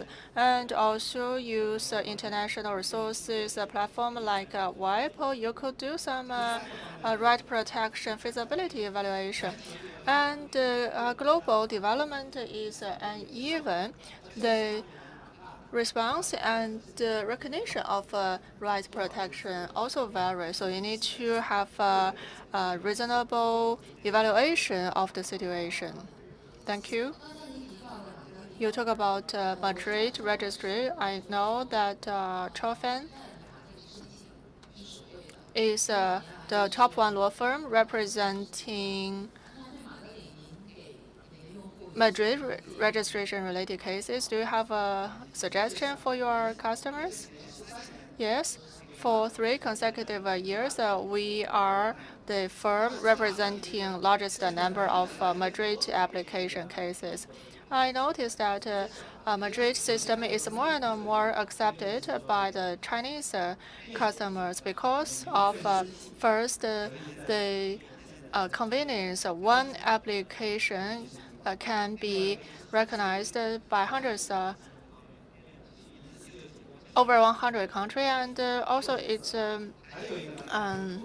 widely applied.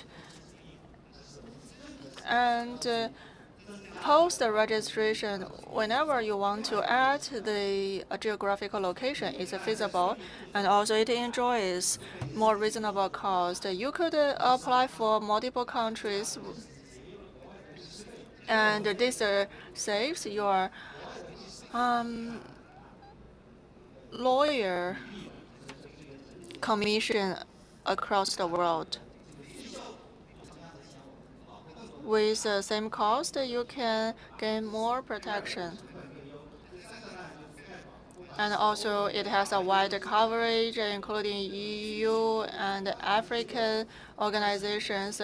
Maybe they only cover 20 plus countries, but as said, Madrid registry has 115 members covering over 100 countries and regions. Actually, 80% of areas involving international trade has been covered. So these are the benefits of Madrid registry. Then how to widely use Madrid system. I also have 3 suggestions. First, before application, you need to have a forecast and evaluation of risks. As said, WIPO has the database covering more than 80 countries. That is a public domain resources and free of charge. And secondly, the tracing during application. The management system is quite helpful. The platform of Madrid registry, you could track the information in real time. And then post application, you need to have a unified management. And in terms of details, I think you can also bear in mind first, the basis for application is flexible. Sometimes you say I have an application in China so that I can apply for Madrid. Actually, if you have a different product at the beginning for Madrid system application, you can combine with a different product later on. And then when you make an application for one single country, you need to provide the dossier, which may also charge you for customs. When you apply to the China Patent Office, it's the same. But for Madrid basis, there will be no extra cost outside China. And as said, anytime if you want to add new countries, it's feasible. And you can also select the date of validity for extra country. For example, for a certain brand, if you want to apply, you could make it valid immediately, I mean, for the trademark. Or you can also choose the date of extension. This extension or renewal fees can be saved to a certain extent.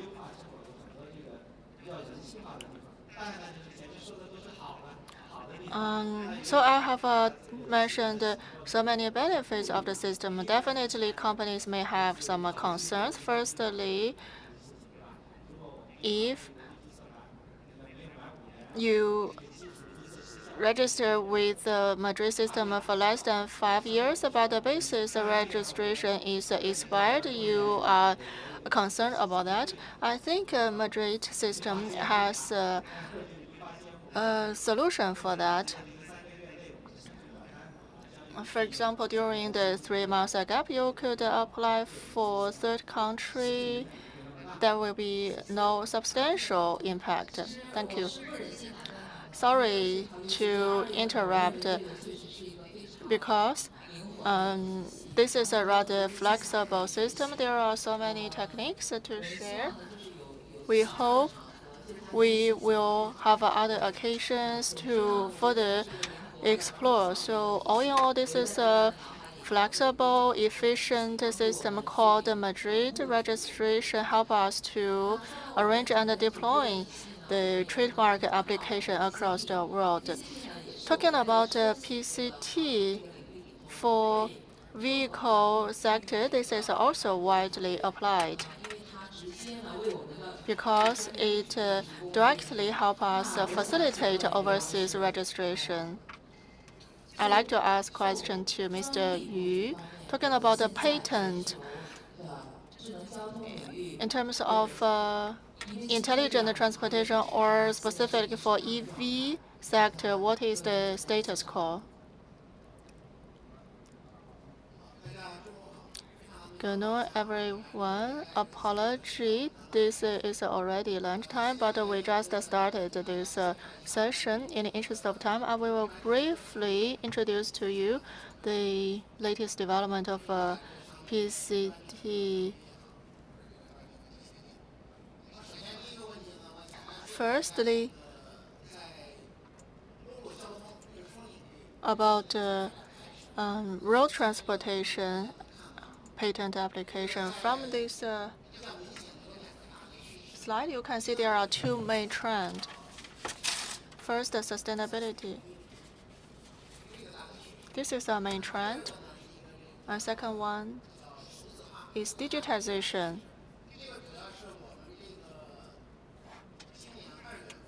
In February this year, WIPO issued WIPO Technology Development Trend Report. For this year, it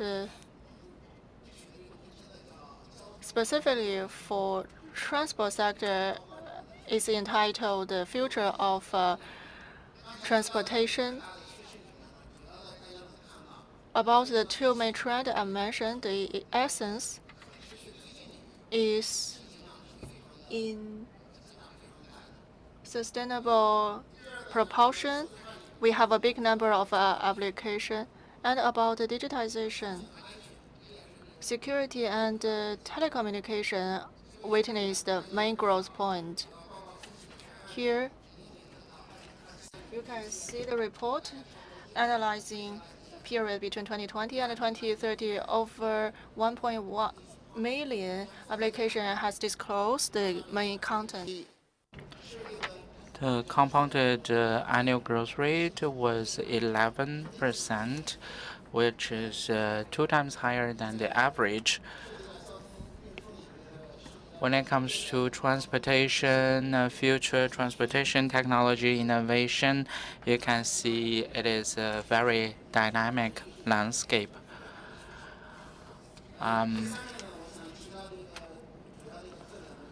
A third characteristic I want to say is the 5 major source markets: China, Japan, the United States, Korea. Those 5 markets combined represent more than 90% of the invention source. And in China in recent years, it recorded double-digit growth. And here I would like to share with you some insights. You can see technological innovation is very vibrant in this field. In general, we can see that some professional may have a more detailed explanation, but I will just talk about the general landscape. First is IP protection remains a fundamental safeguard for innovation in a given field. Only through innovation, constant innovation, you can gain some competitive edge.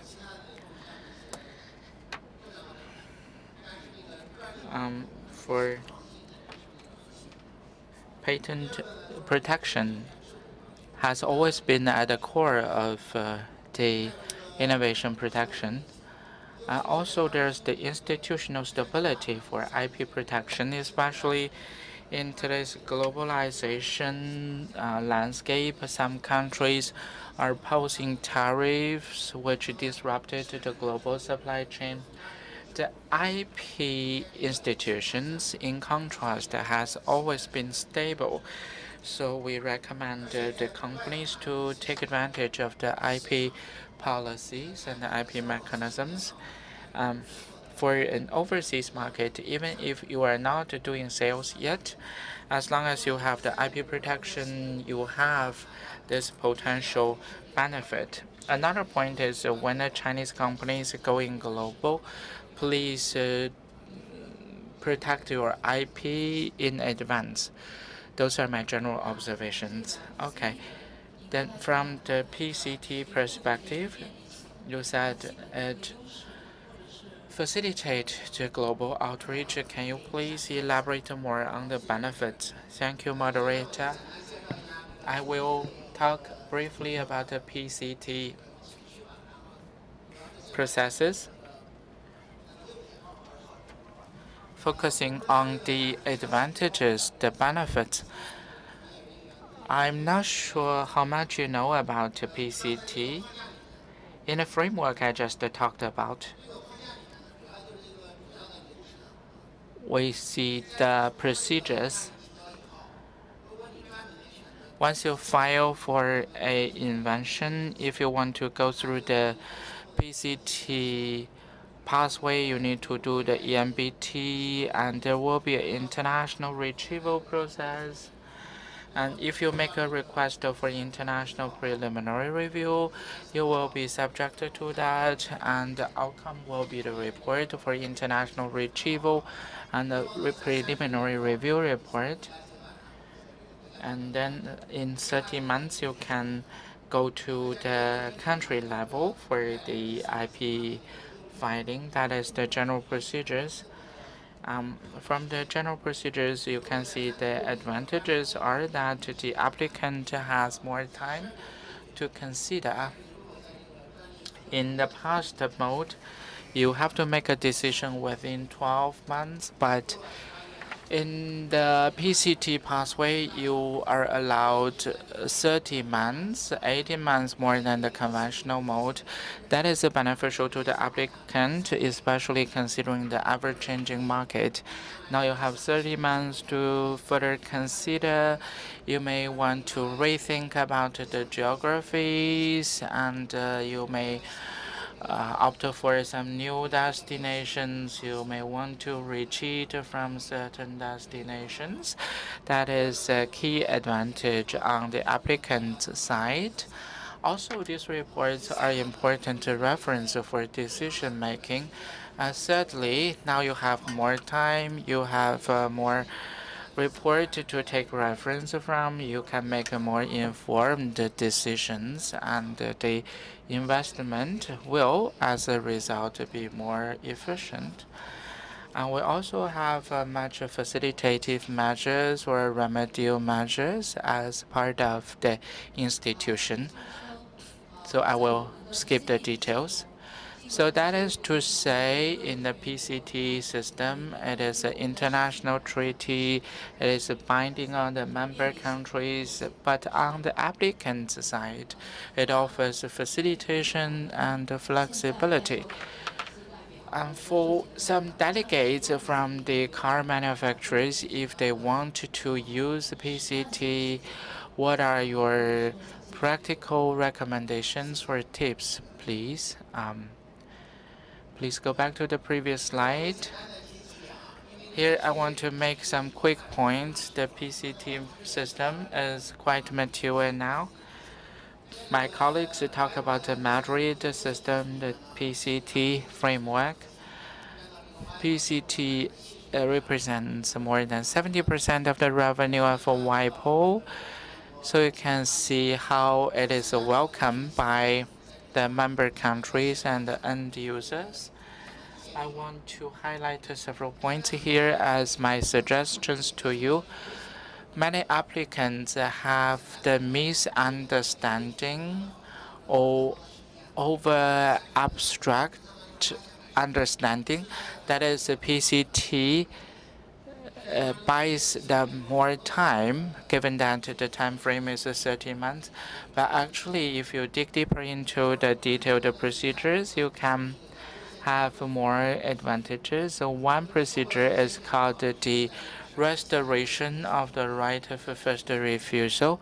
If you miss the right of first refusal along the PCT pathway, you can get it restored and you can file for changes that can be passed on to the country-specific stage.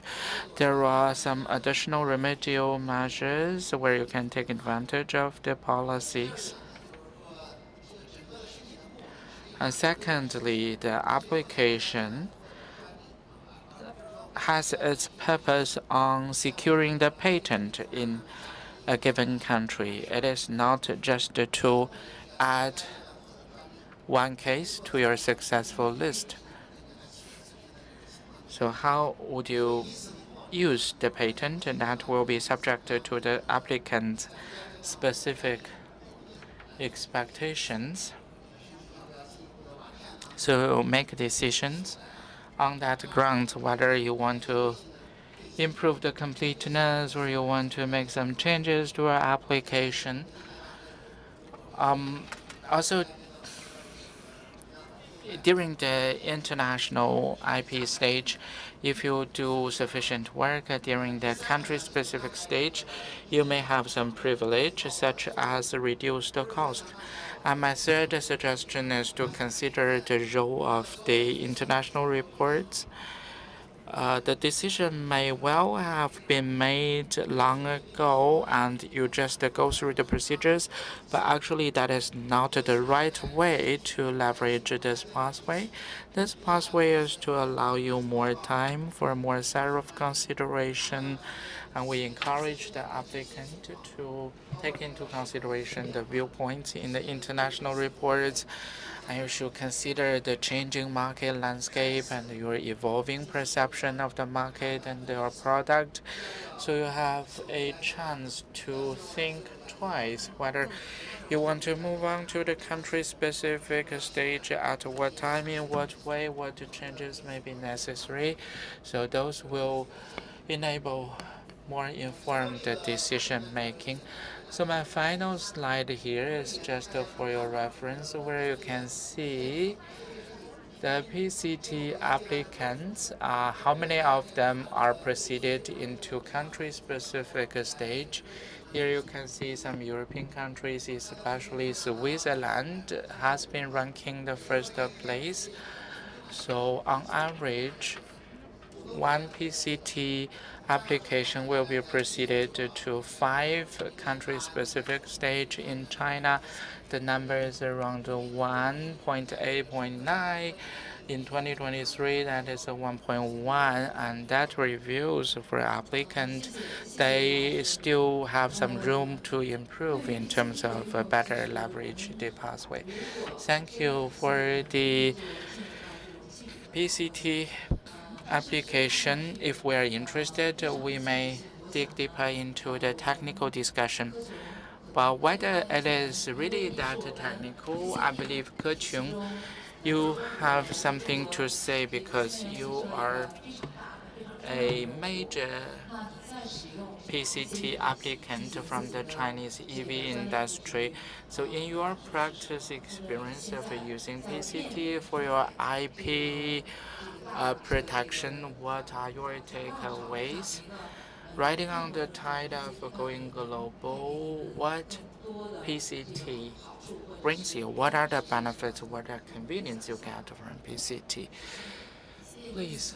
Thank you, Tianjin, for your question. Dear colleagues, good afternoon already. I'm so glad to have this opportunity to discuss with you on the IP-related topics on this important platform. Just now, Junqin asked this question, and from the perspective of a IP practitioner in a manufacturer, I would like to share my observations from the manufacturer's perspective. How can we best arrange the overseas IP protection general picture? First, we need to see the picture. When we say big picture, we mean that if we don't have the big picture in our mind, we cannot have fine segments, right?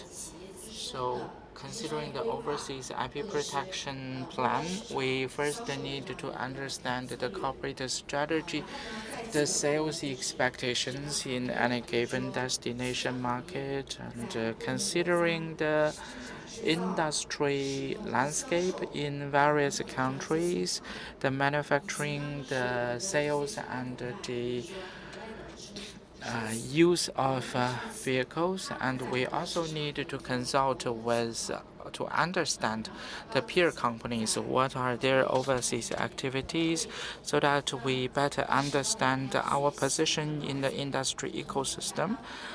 We should learn about the local laws and the regulations, the review criteria, and the IP protection institutions, basically the general legal environment for intellectual property. We think from all those dimensions to decide upon our overseas IP protection strategy. I can give you one example with this slide that shows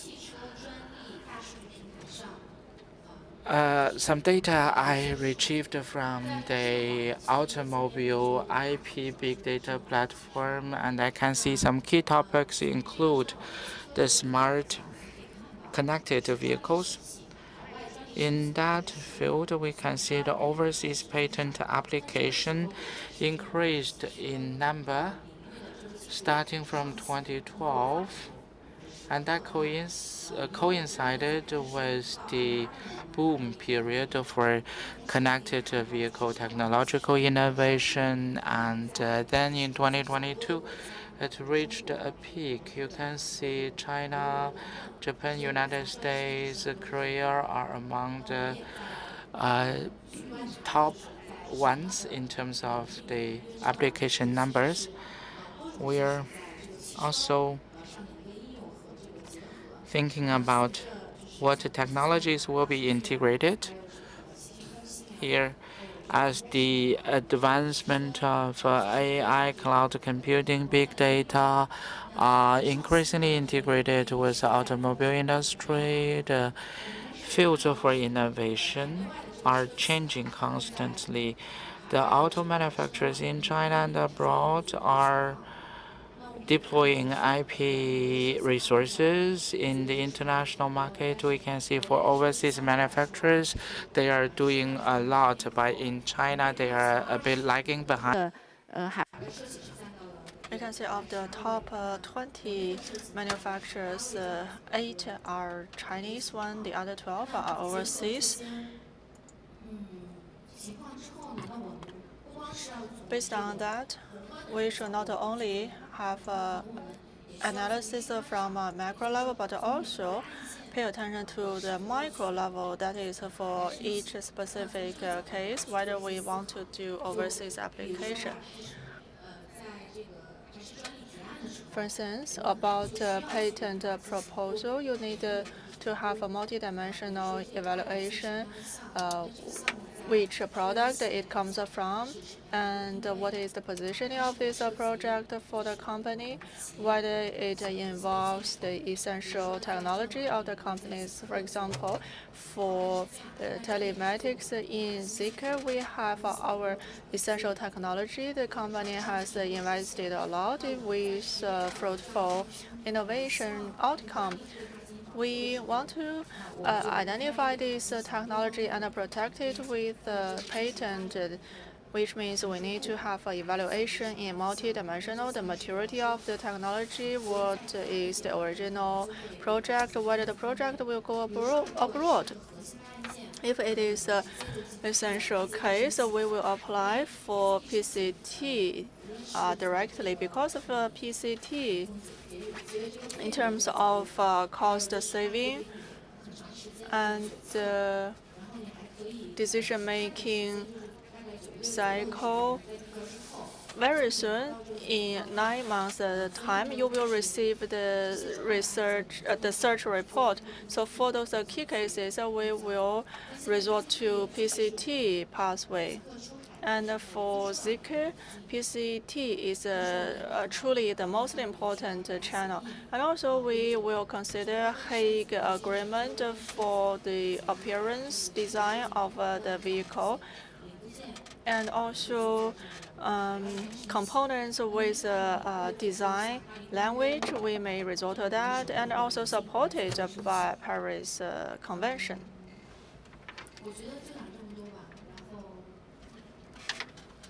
That's it. Thank you. Indeed, talking about EV going global, IP is the pioneering area. We must lay a good foundation so that we can have a better motivation. And for going global, you mentioned some of the brands or trademark has been squatted, and also risks about going global. How to deal with the risks? In addition to traditional methods, we also have other effective solutions so that EV manufacturers could have more choices. Now I will turn to Li Fan. For this topic, we have also invited a colleague from Spain, but he is still on the plane. So we will bring his wisdom here to share his insights in terms of during IP dispute, what kind of issues we need to face and address.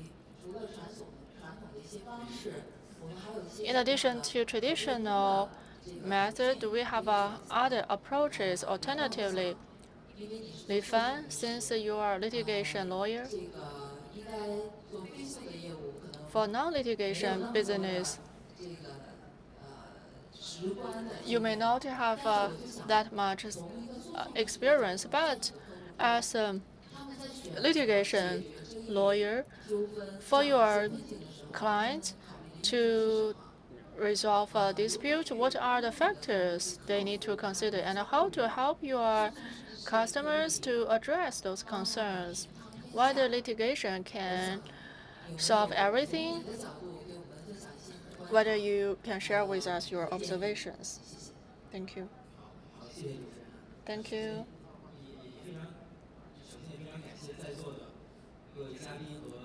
Thank you so much for everyone keep staying here because it is not early, yes. I will, based on my working experience and my own perception, to try to answer your question. As you said, my main work is about litigation cases. When I'm and my co-workers in the face of a litigation case, we can feel the challenge and the pressure our clients are under, including litigation cost and court experience, or the precedent, whether they can win for the customers.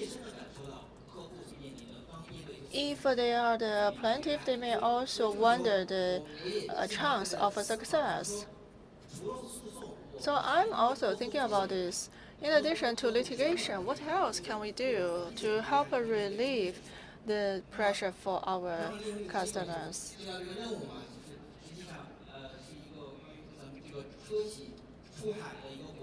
So this is about EV going global. I will, based on my experience, reflect on that.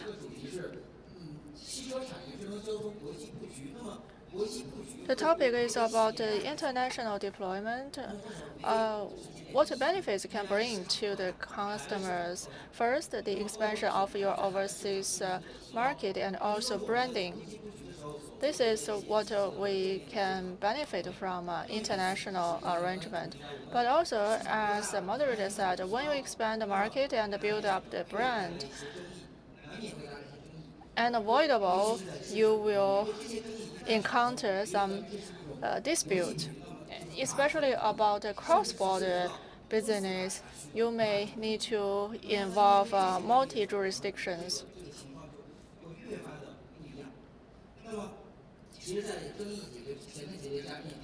And other panelists have mentioned preparation to be made, but sometimes it's unavoidable. I mean, the dispute. I haven't thought of this. When we were aware of the dispute to the litigation case, it takes some time. Usually, it's not a very short time. So in this period, what can we do? Whether there are some appropriate approaches to address this dispute before litigation. And for cross-border dispute, especially cross-jurisdiction ones, like SEP-related, this happens. Do we have more one-stop solution to address these issues? So I have done my reflections. This is a quote from a WIPO report. The data are very convincing, which make a comparison of litigation and alternative solutions. The conclusion is straightforward, especially the right side. For EV to go global, you will face issue of cross-border or foreign jurisdiction. This is on the rightist side.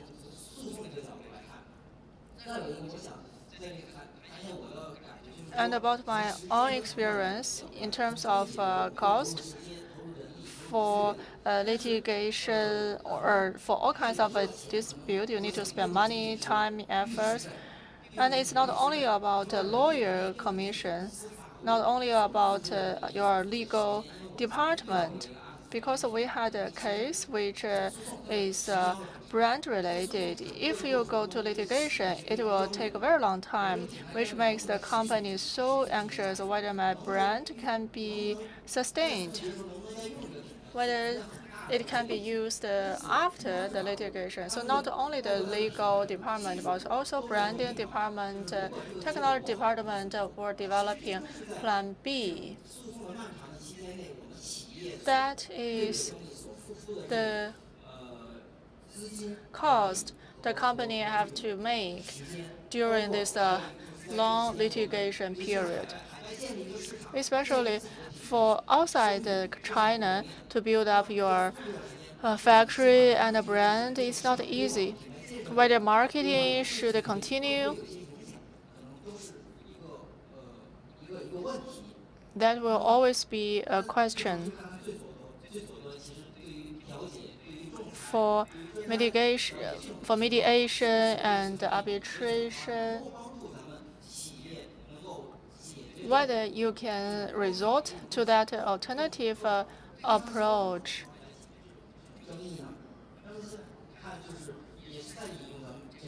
This is also data from a WIPO report. Blue refers to international contracts and red for domestic contracts. You could pay attention to enforceability and a neutral forum. This could be the two most important issues for cross-border dispute. As an alternative solution, we have a New York Convention, Singapore Convention for mediation and arbitration to provide a guarantee. And for IP dispute, neutral forum for WIPO ADR is a quite unique platform because as an international organization for IP, it is most authoritative, and also it's a neutral organization. This is the advantage of a WIPO ADR. For cross-border dispute, WIPO ADR is also one more option for our clients.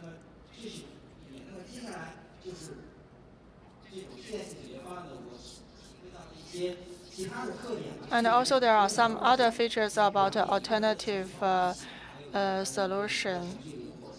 One is confidentiality, the other one is flexibility. For confidentiality, this is more about the trade secret dispute. It's more important.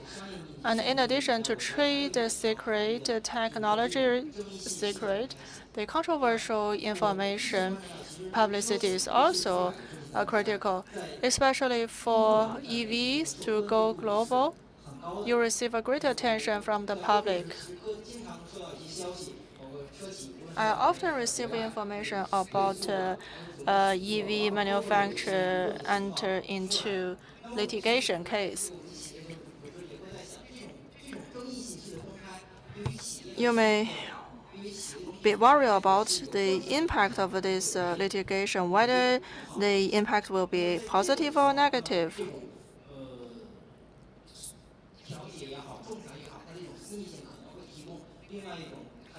The privacy of a proceedings is the benefit or advantage. And then procedural flexibility. For cross-border litigation, this is more distinct because it is facing different legal system as well as different language and different culture. So whether there's an organization to provide the platform to weaken these differences. That is also the advantage of alternative solution. And then about neutral forum, if you enter into controversy in 3 jurisdictions,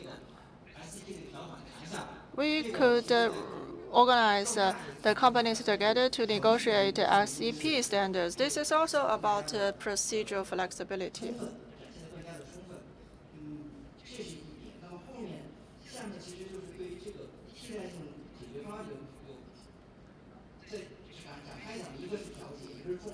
Then specifically about arbitration and mediation.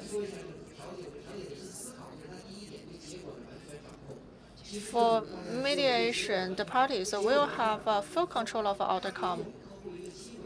So this offers the client an opportunity before litigation. You could proactively resolve it, especially for EV companies to go global. More the case, you will be the implementer of a technology. If you enter into litigation, you have to wait for the decision. But if you resort to other means, you could proactively initiate the procedure before the other party started the litigation. You can settle the dispute, which means you have commercial certainty and also not compromise your future collaboration. Based on these several slides,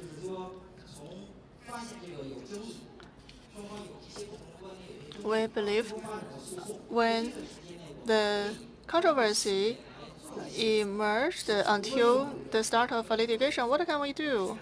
Where to resort those cases? Perhaps in my future work, when I provide the recommendation and the solutions to my clients, I will focus on this perspective. Thank you. I myself working in arbitration and mediation center. For mediation and attribution cases, the aspiration of Chinese companies are much stronger actually to better and flexibly use these approaches. We need more education. We need to grow up in this tide. And also I'm inspired that even though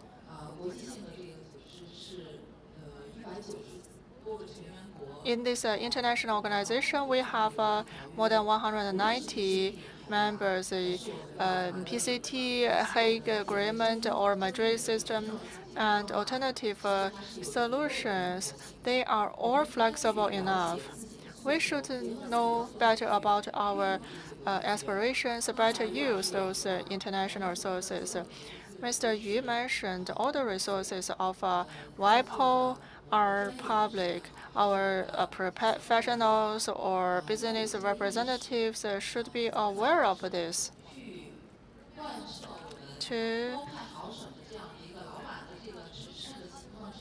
While fulfilling your responsibility, identify the most appropriate platform and tool to achieve your goal. In the interest of time, we could not go to details about each tool or platform or system. This is just the beginning in terms of smart transportation, especially EV sector. We hope we'll have more specific cases to know better about this information, especially related to international treaties.